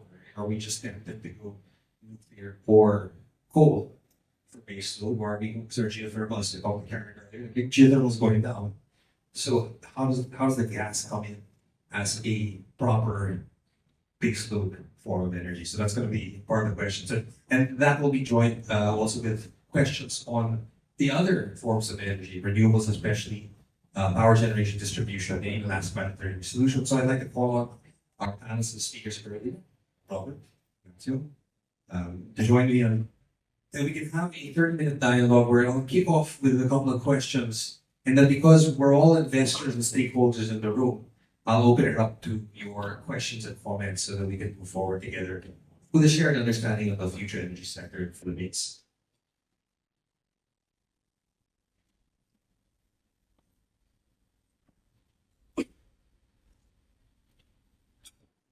Each of you with their mic, and I'll just kick off, right? So I actually just came from an Energy Regulatory Commission hearing in Palawan, and the way I summarize it to the commissioners and the indigenous folks, which is a shared language, is the 4 Ds of energy in the future are something we can talk about as a set of questions, which is decarbonization, decentralization, digitalization, and deregulation. So I'll talk about the decarbonization part first. I mean, when you look at your forms of energy, primarily renewables, we have a clean conventional fuel source. I mean, how do we work with the public sector? Because there's laws already that gear us towards cleaner fuels, but how do we move the needle to make sure that the future, whether it be baseload or peaking or even rooftop end use, can really be purely or as much as possible a clean source of energy? So I guess we'll begin with Ignacio, since you started. You're in different sectors already, but how do you work with government now beyond the larger programs like JEA or the Renewable Energy Act to make sure that they're consciously putting this at the last mile level? Thank you, Quintin. A part of securing that the future foreign capacity additions are going to be renewable, it's coming by itself, by the levelized cost of energy. There is a truth, which is a fact that renewable energy technologies are the more cheapest element, and at the same time, as Donna was saying, you just take advantage of your indigenous resources, of your sun, of your wind, of your water, especially in a country that at the moment, besides the Malampaya and besides the severe cold, doesn't have a lot more of indigenous resources, especially talking about fossil fuels. No? So that part was going to come sooner or later, and not in the Philippines, but worldwide. And it was a matter of reaching with parity. It's something that started to happen like 8 years ago in Energia. It's also that it's a natural part of the business, but it is also true that many companies were not coming to the Philippines. For example, us, we've been here with our infrastructure and water business for 10 years, but we were not present with energy business. Why? Because there were some regulatory barriers that were preventing companies like us of thinking about deploying capital in here, while we, for example, were deploying a lot of capital in other Asian countries. The most obvious one was the ability of owning 100% of the equity of the projects, which is something that this administration and the DOE made it possible in November 2022. That for us moved totally the needle, and that was followed by many other really interesting policies, such as the different green energy option programs, which have been well already by definition good if you compare to the neighbors, and also if you compare worldwide. It is an option which is really well designed, but especially has been gotten better because the Department of Energy has always been keen to listen to all of us, always doing the best for the country and doing the best for the industry, but also interiorizing and giving importance what foreign investors have to say, not in our benefit, but just trying to get into the policy of this country, the best practices and the things that have possible successful options in other parts of the world. No? And as a result, you have the next auction, the GF4, which is going to happen, well, it's happening now, but it's going to be happening the 2nd of September, which design, I have to say, is there's nothing perfect in this world, but it's close to being perfect. And we will see. I suppose it's going to be a success. Then, yeah, that's the new part. There's the prices, which is a different story. But in general, in this country, and I think our company has a pretty good benchmark because we have business in Thailand, in Indonesia, in Cambodia, in Vietnam, and in here, in Southeast Asia. And I can tell that this country is the one that it's easier for us to reach to the government authorities, to the agencies, and where we see that the outcome, as I said, interiorizing the opinion of the foreigners, is taking more into consideration. Thanks, Ignacio. I mean, it seems to be like, as you mentioned, since 2022, we've had clearer policy signals. 100% renewable energy investment for foreign equity is actually a good sign. But these bidding rounds are actually quite, they're quite encouraging, right? And like as you said, or even I remember a Spanish poet used to say, "You make the road by walking." Right? It's not going to be a perfect thing, but if you participate, give feedback, and hopefully the next bidding rounds will be even more market friendly. So, Robert, in your case, I mean, you're different sides of the energy field. You're doing generation. You're also at the rooftop solar. What can you see as something that can really spur more investment from your firm and other firms to increase the adoption of cleaner fuels and renewable energy down from the industrial use to the even the residential use? I believe that there are government incentives that are already in place, and it's quite good. 7 years income tax holiday and zero rated VAT, right? But when it comes to implementation, there is the challenge. I think the public sector must also cooperate. Let me give an example. You develop a ground-mounted solar farm. Okay, so you get a parcel of land.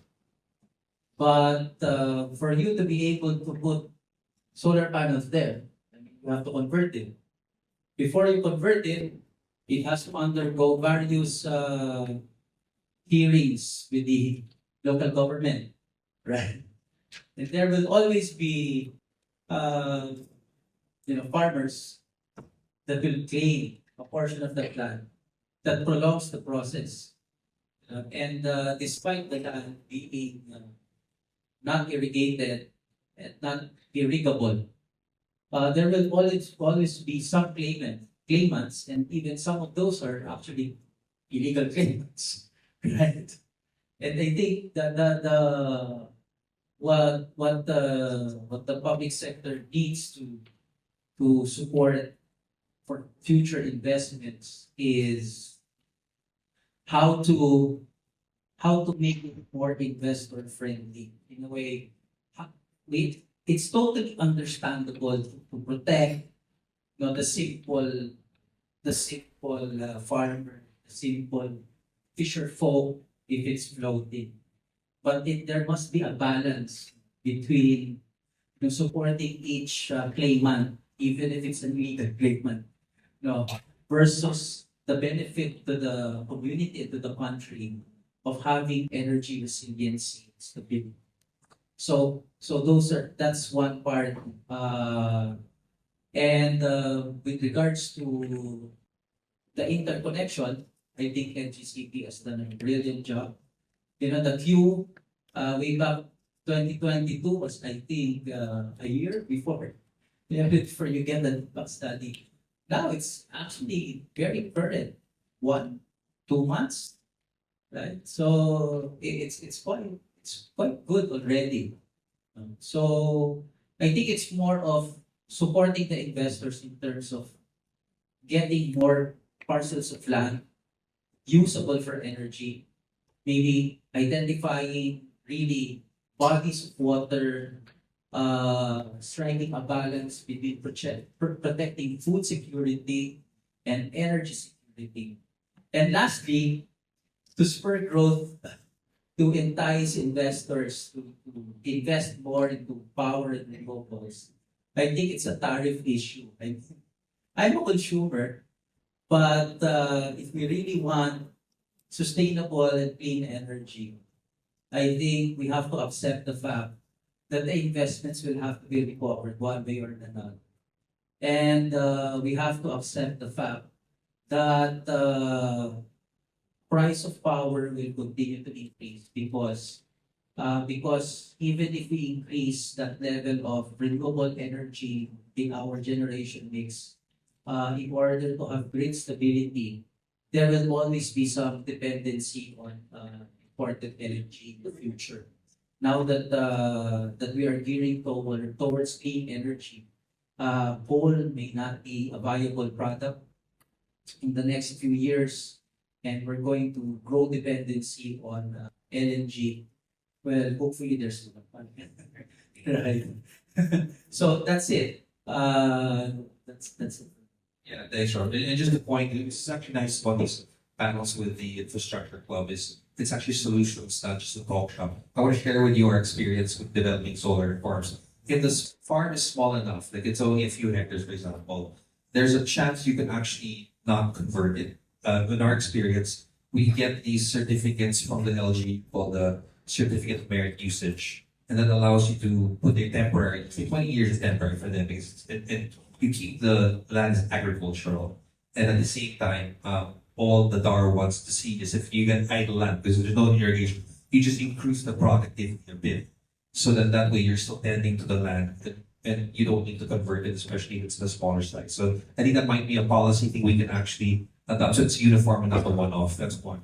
And I guess that's a good segue to also the Donna, because when you think about these decisions, this policy, a wrong or an inefficient policy can turn the country into another direction. So, for example, if somebody, you got the natural gas legislation, but say, for example, the next government wants to talk about all nuclear, right? And that's the competitor of gas. That's basically you want baseload grid forming fuel. You have that. How do you at this stage given all the investments you've already put in with the previous consortium and now with Prime, how do you sustain the government's focus on providing the right incentives so that your expansion program can even be more fruitful?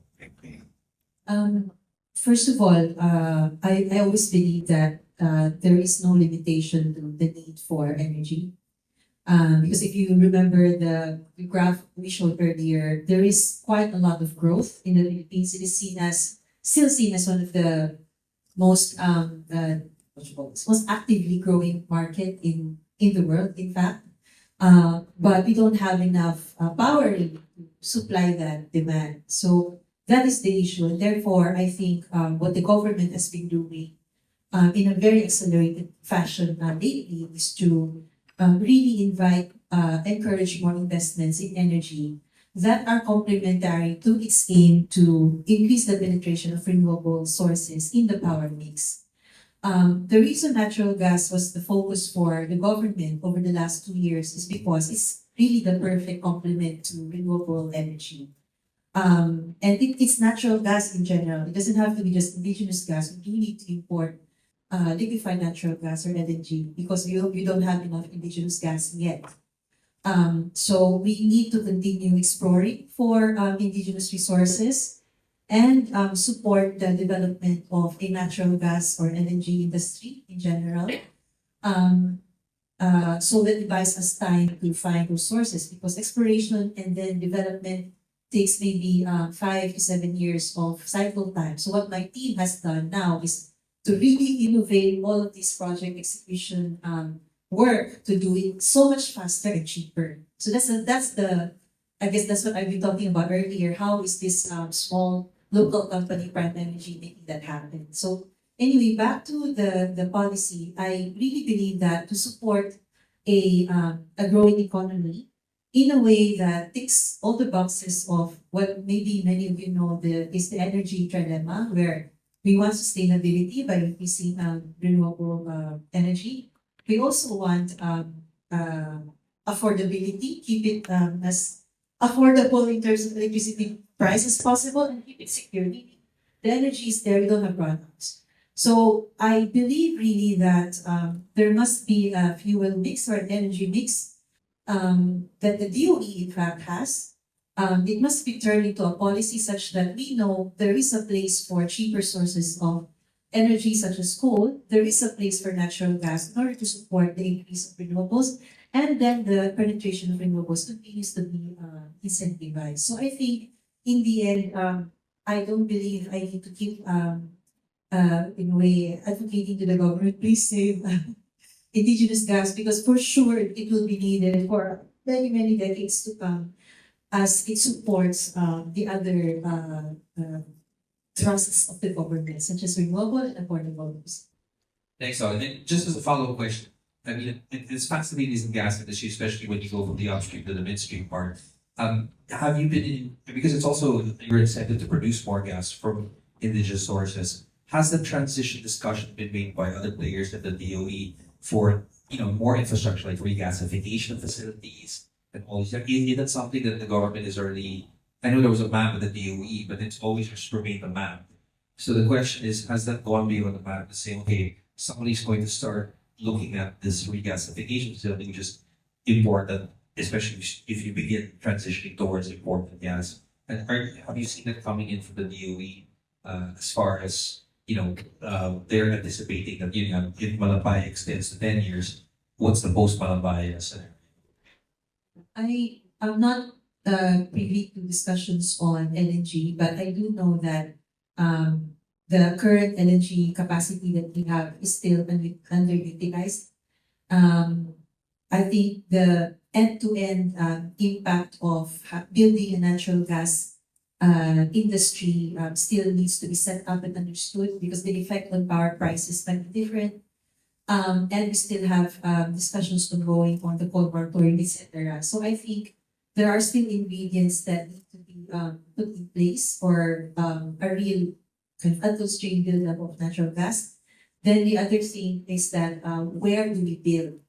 I think there is a need really in the more underlying areas in the Philippines where there's demand and there's still quite a lot of diesel-generated power plants.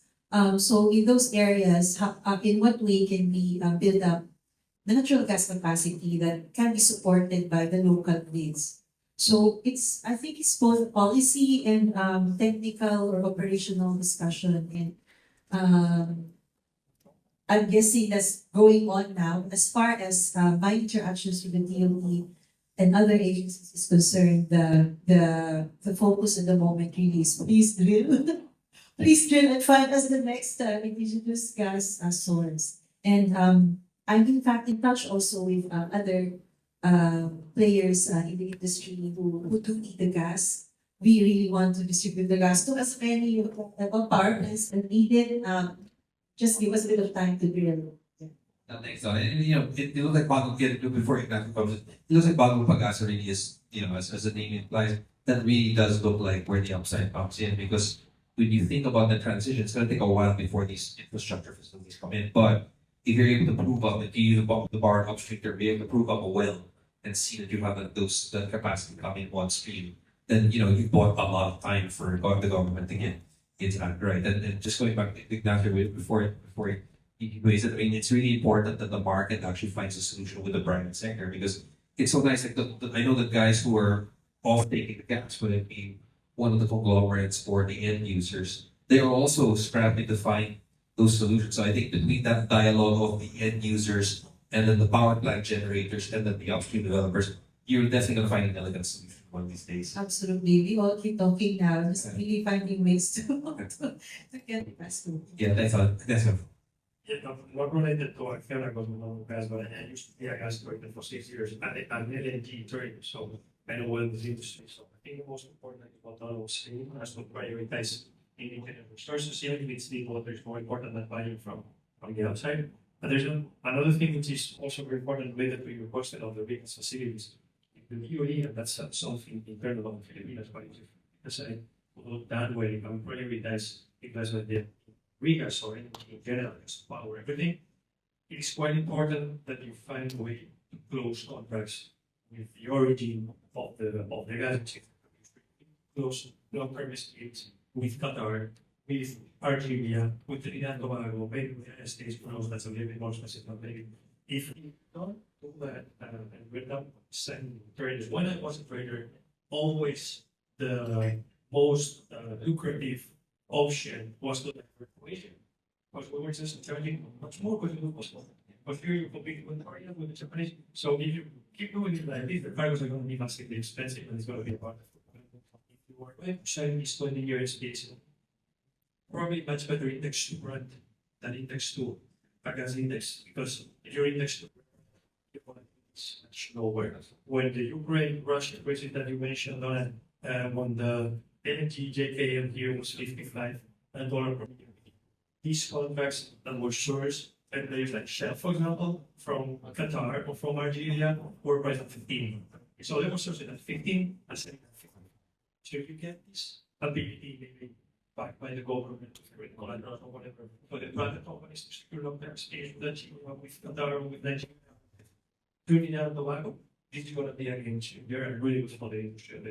Yeah, thank you, guys. And note that also from a market perspective, you're not just having to diversify the source of your fuel, but you're also competing against these advanced economies with better credit ratings also. Like Japan, Korea, they're the ones who always buy the gas anyway. So the good thing for policymakers and users to take into account, it's a long-term play, so to speak.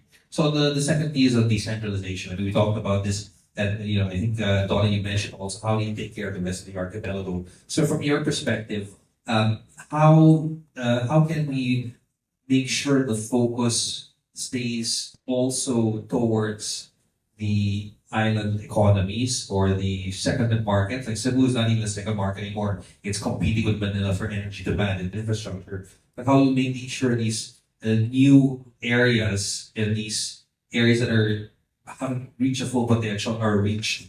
Is there anything we need to do special in terms of incentives or infrastructure development or policy harmonization that can help drive it across the archipelago?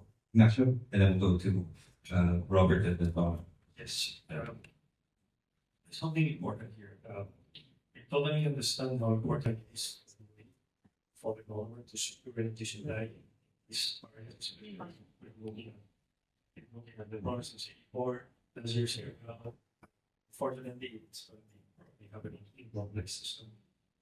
So the thing is, for big companies like us, what you need to understand is that the amount of work we have to do to develop, finance, build, and operate a 200 megawatt big solar farm is probably the same or less than the one we have to do. Half a megawatt, who knows that I mean. So there's one thing which is which is make it simpler. More saying that you were saying that. That conversion, connection, everything, make it simpler. Because otherwise, we're gonna always choose the big ones. And it's a little bit unfair, probably, yes, but it's the reality. So it's the truth. So if you make it simpler, probably it's going to be maybe more interesting. And maybe we can do a point of this instead of one. Even if it means more work, because if it's simpler, I can do instead of 4 or 5 years of work probably I can do it in 1 year and a half. Maybe I can go and think, oh, it's okay, it's going to keep being expensive and it's going to keep being logistically complicated, but it needs to be worth to do. So for me, that's the most important thing. It's another thing which is more or less in place. And particularly using it like this, more or less is where it is. Thanks, Ignacio. And just to quote your principal, your chair, I actually saw him at the U.S. Philippine Society event, and there was a remark talking about different kinds of generation, and the remark he made was quite astute, which is, if I'm gonna do 200 signatures for one power project, it has to be a big enough power project. Otherwise, if it's a 1 megawatt, and I still have to do 200 signatures, that's what we're trying to work with the DOE now. Thankfully, DOE is very dynamic and responsive, that they're trying to reduce the friction, especially for smaller projects. Because, I mean, you're gonna do 1 megawatt, that's the same thing as a multinational company or a conglomerate's gonna do for a large project. So I think the DOE, you have a very good DOE now, and even the DNR now, who has former energy secretary in there, the policy harmonization, I think is happening already. But that's a really good point by Mr. Rizon that he made many years ago. So in this case, on the decentralized side, Robert, what do you see going? Because I know your reach is going across the archipelago, different areas. You already have business units that are doing other construction companies. There's a natural synergy here. What do you think is helpful to make the transition even more full for you as a company in the power sector across the country? Okay, well, Ignacio already mentioned to make land conversion and land acquisition easier. Let me add to that by saying that from my personal experience when I was with other company, proposing solar with battery energy storage for the famous island of Sigihor. Okay, the problem that we encountered was it was difficult to find that. Because Sigihor is a tourist spot. Before the resorts. We're competing with commercial prices that are really high in terms of peso per square meter. So it really ruins the financial viability of a project. Well, I think the government should exercise its right to expropriate, because it is a distinct advantage of the government if the government needs reliable supply of energy, of power, then it has to supply land near an interconnection point. Which leads me to another problem, which is, did you know that in the islands of the Philippines, if you build a power plant, your next difficulty will be how to interconnect, because the wires are sized 1-0. It can only carry 2 megawatts to 3 megawatts. And you need at least a scale of 10 megawatts to make your solar plant financially viable. How can the conductor carry it? You have to reconductor or change the wires of the entire island to be able to carry the capacity of 10 megawatt solar plant. So I think it also needs support to allow electric cooperatives to re-capex and to spend to upgrade distribution facilities to take on and receive more power from the investors of energy. Thanks, Robert. And for companies like yourselves who are trying to also get into the microgrid side where we're in, the key friction point for us has always been this is the domain of the cooperative. So there are two things you need to do. They either have to waive the area so you can come in, and that thankfully is provided by the Microgrid Act. But then when you come in, what happens to the lines they already built, which may not be sufficient to what you need? So I think the solution is going more towards working with NEA to develop these 10 big phase in, phase out plans, because the issue there is it's a government asset. You can't touch that asset. But when you do that, who's the commission audit going to go after? It's not all Mayor Grace Piatos. It's going to be the lines that you build. Are you going to get that? How dare you go to those lines because they're not your lines? So it's thankful of the administrative day as actually looking at these mechanisms where you could come in without any liabilities and try to phase out the cooperative where you can upgrade it yourself. So that's an interesting part for people who want to help energize islands across the country. So Donnabel, one more question in terms of just the gas distribution.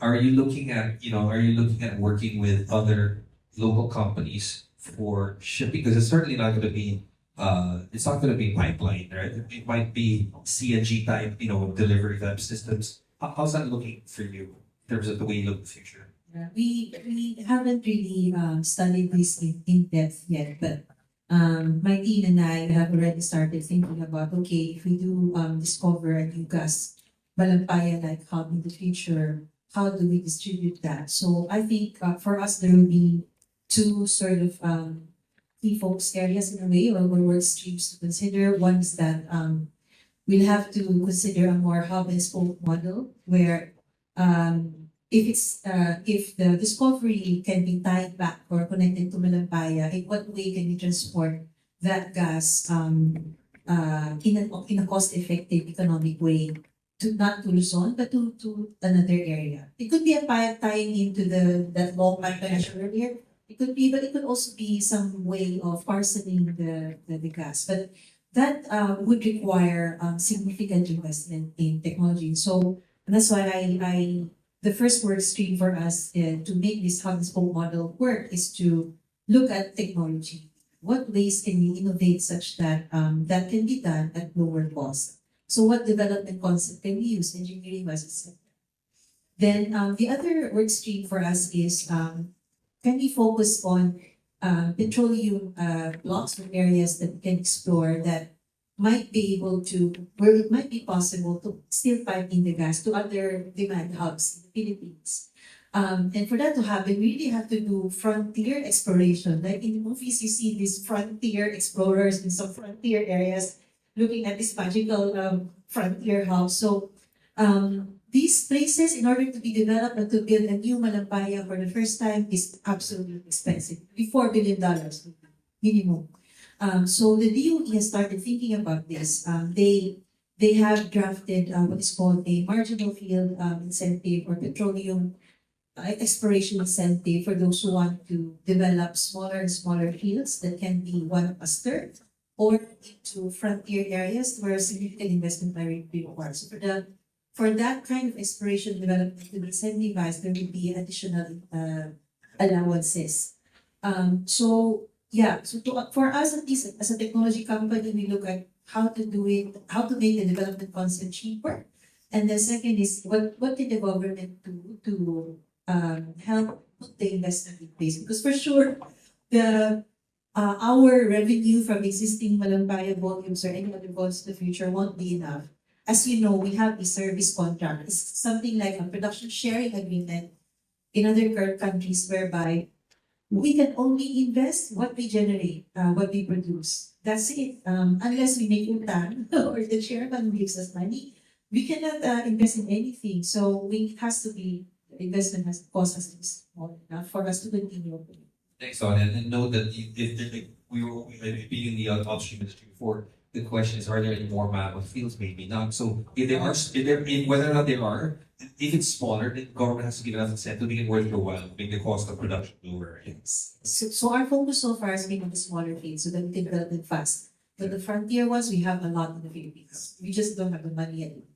Great, and we're looking forward to that, especially group up more wells of that size. Now, the last question before I go with the crowd is the digitalization, right? I mean, the idea that remote island 7,400. We're having the same issue in Indonesia. How these systems communicate better? How do we monitor and share these best practices? How do we send like flying doctors to an area if we find a disruption in one of the fields in a remote area? How are you using? How's your company contemplating already using these systems? I saw a couple of slides from Ignacio earlier. How is that being deployed in Southeast Asia and the Philippines so that you're able to be more responsive, but at the same time make most of the technology? Yeah, I think it's key, as you said. So the video is like content center. For us, it has been with the use of the learning curve. We started, obviously, then when we had it, was back in the days, it's not the same that we have right now, obviously. But we're not solving a lot of issues at the beginning of all of it. It has been a learning curve, and it has been a path of many years. We'd like to say it works pretty well. We've organized already with FIGA and with the International Authority of Time and with EDC Electricity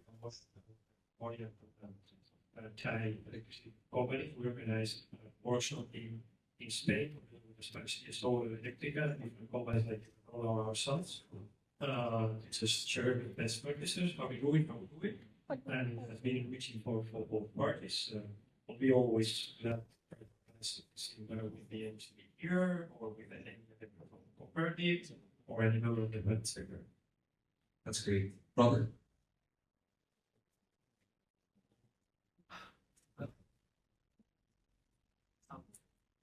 In terms of using the Internet of Things digitalization in your systems, has that been implemented already, or there used to be some benefits, or what is your roadmap for that? Things are being more and more automated over time. Well, for power generation, I'm yet to have a visual how AI can benefit from a power generator perspective, but from an RES perspective, in selling retail electricity supply, well, there's a guy here from GDF. And the problem is, how do you analyze pricing volatility in an energy spot market, right? As I mentioned a while ago, a lot of players lost money last May. I'm one of them. The Western daytime prices went negative. So, being able to make an accurate forecast on volatility of WESF, being able to make accurate forecasts on how we should make nominations for dispatch. I think that's where technology and digitalization. Absolutely. And making the right bets also, especially since you're wholesaling that market. And I know your end users want to get lower prices, but you also want to buy them. So now, obviously you're using project execution plans that are proprietary, but how does technology come in terms of making the process leaner but more scalable also? Yeah, so one of our strategies, as I mentioned earlier, is to see how we can reduce our operating and maintenance costs. And we started last year what we call proactive technical monitoring. So we use digital methods or solutions to track in an automated way the performance of our equipment, especially the rotating equipment over time.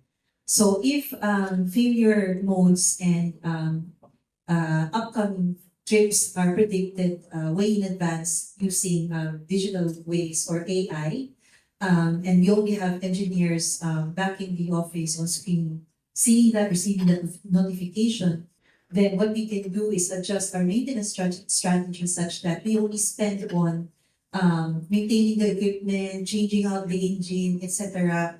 When we see the trend going towards that, instead of using running hours as a methodology to activate when the maintenance needs to be done. Because if you do it that way, it could be that the engine is still okay and then you spend already on an engine changeout.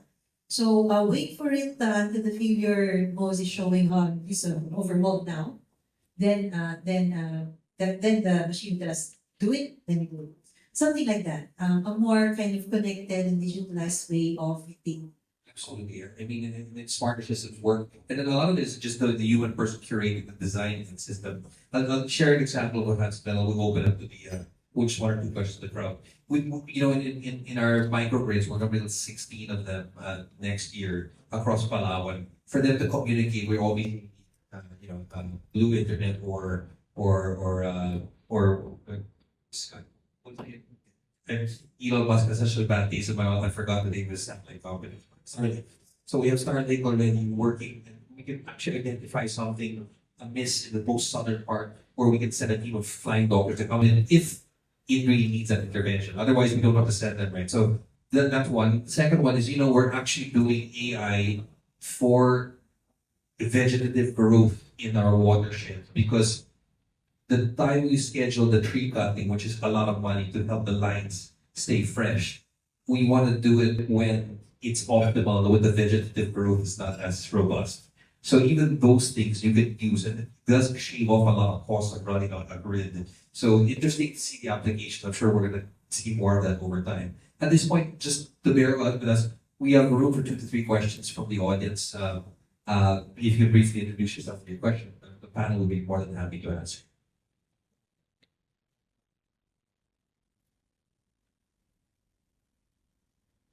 Yes, please.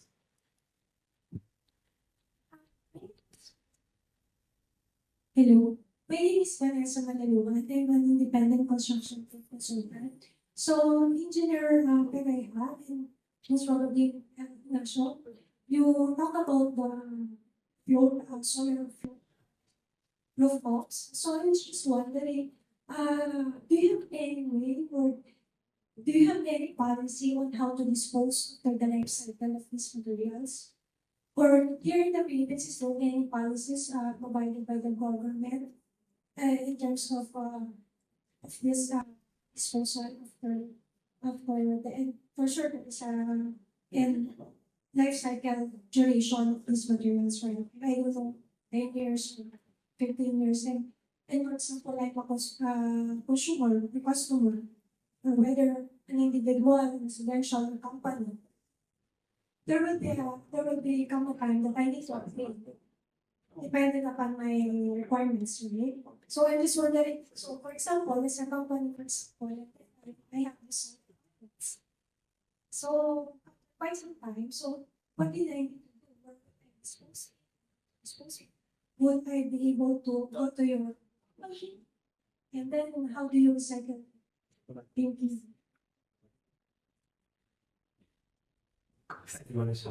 Yeah, absolutely. We have a policy by the way the life is between 20 and 30 years, and the installation that you have. Utility scale installation, the one that we do, the life is nowadays 30 years. Although depending on the place, depending on the geography, it can be more. So not only we have it as part of our ESG or sustainability plan, we have different ways of recycling all the materials, panels, inverters, we recycle.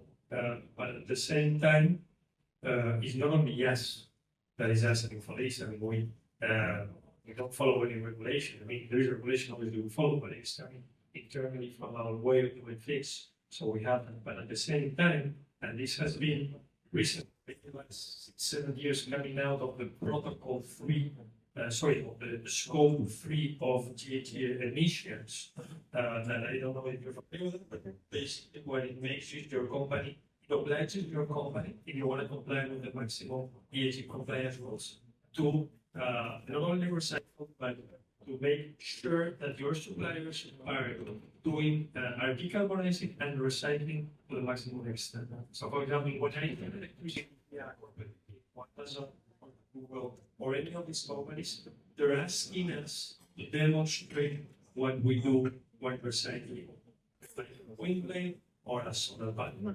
So otherwise they don't sign it. If there is a company, if there is a retailer that's not doing this, they don't sign it. And if they say it, but they cannot demonstrate, they don't sign it. And this is happening in other countries, but very publicly over here, we saw it's going to happen here also. So it's not only that you should do it because your internal policy, but the company should include this because it what should be done for the planet. But at the same time, if you don't do it, the big data centers here, I'm not going to say what the question will be, So whoever is not doing it here is going to do it to someone. Thanks, Ignacio. To add to that, again, the life of these solar panels is 30 years. Yeah, I've seen one actually 40. Installed by SunPower. So, and if I'm not mistaken, there was this one facility that used to operate in Batangas. Okay, it was in Santo Tomas, Batangas. It closed down. But the facility was built to recycle solar panels. But it was way ahead. Way ahead before, it's, it's before demand was there.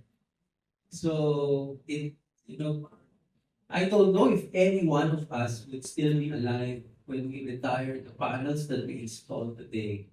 So, so I'm sure by that time, at least locally here in the Philippines, a company would have already put up shop, okay, locally to recycle them when the timing is right. But right now, when we are still in the process of installing these, and it will end its life maybe 30, 40 years from now, I don't know if anyone here in this room will still be alive. Yeah, maybe it's good clarity call also because at the end of the day, it's a call for business folks to look at the investment angle as these plants mature. Then that's a great business to have because the law provides that you have to be disposed properly. One last question, sir. You have a question, yes, sir. Can I have the microphone? Thank you very much, sir, for giving me the opportunity to raise this question. This is not actually a question. I am from the mining industry, and again, as one of problem solutions for the land problem. In the mining industry, when a mining mindset is decommissioned, that's the cheapest land, where you can develop solar or wind. Now, the only thing there is, before you even make the mining development, you should already put in your mind to create your mine development plan with a continuous designing of how you're going to use this into renewable energy. Because if you do it the traditional way of designing a mining development plan without the thought of having to do something else in the future, it would cost very much to develop that into a renewable energy. But this is not actually a question. It is a request. As I have heard from all our speakers, there looks like there is a gap between the infrastructure, the construction, and those, and like Acciona, Energia, investing a gap here in our country with our government agency. And my request is that if we would be able to make a follow-up on the same conference platform like this, I would just really like to request that we bring in the government. Thank you very much. Yeah, thank you, sir. And this is perfect to wrap up the panel because, as you know, our esteemed Energy Secretary is now the Environment Secretary. The Mines and Geoscience Bureau reports to him. So I would imagine that collaboration can be made part. And I know the two gentlemen have spoken. Donna, I'll leave final words for you because I think we went on a good note anyways. Please, if you have final words in terms of the way you see the energy sector transitioning in all of the spectrum because you are one of the pillars of it. I think we are entering a phase in fact, human evolution where there's much diversification of everything. The energy mix is one of those. And what we find as we try to navigate this world is that initially we feel like we are competing. We have different goals, but in fact, the more we put ourselves out there, talk to each other, the more we realize we actually need each other. we need to work with each other. There is much interconnectedness in my achieving of my goal, in a co-operator's achieving of his or her goal, and same for Energia. So really how I'm navigating this as CEO of Prime Energy is to really establish those connections, build bridges, because I find that when we work together, we actually end up much stronger. We are able to achieve our aspirational energy mix that takes all of the boxes of the energy dilemma. Thank you very much. And at this point, I mean, I do want to thank our panelists. Let's give them all a round of applause. And we want to thank the sponsors and organizers and hosts of the Philippine Infrastructure. Well, thank you very much. The nice thing about this luncheon, always needs to be gone beyond lunches, the conversation, the collaboration continues beyond the meal and the panel. So I'm looking forward to these productive conversations. The gentleman said earlier, the next forum, we'll probably have a few more projects to collaborate on. So with that, maraming salamat po. Have a wonderful weekend.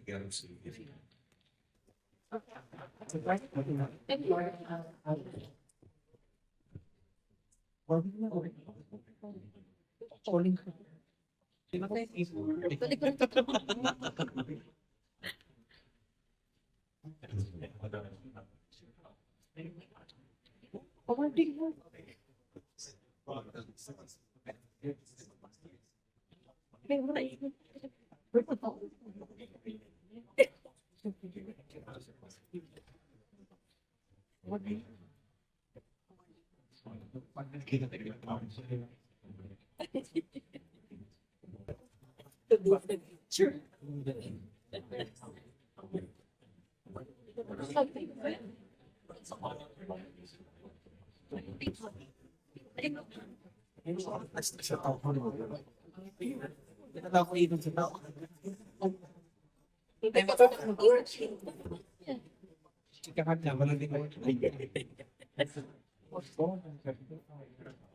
Well, first of all, let me just for formalities, I'd like to present to our esteemed panelists their certificates of Energy Donnabel,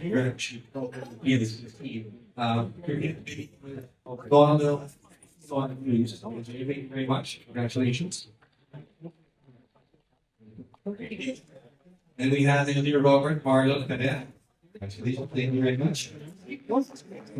Sponsors. Ako yung bibigay sa akin pang mga kalaan.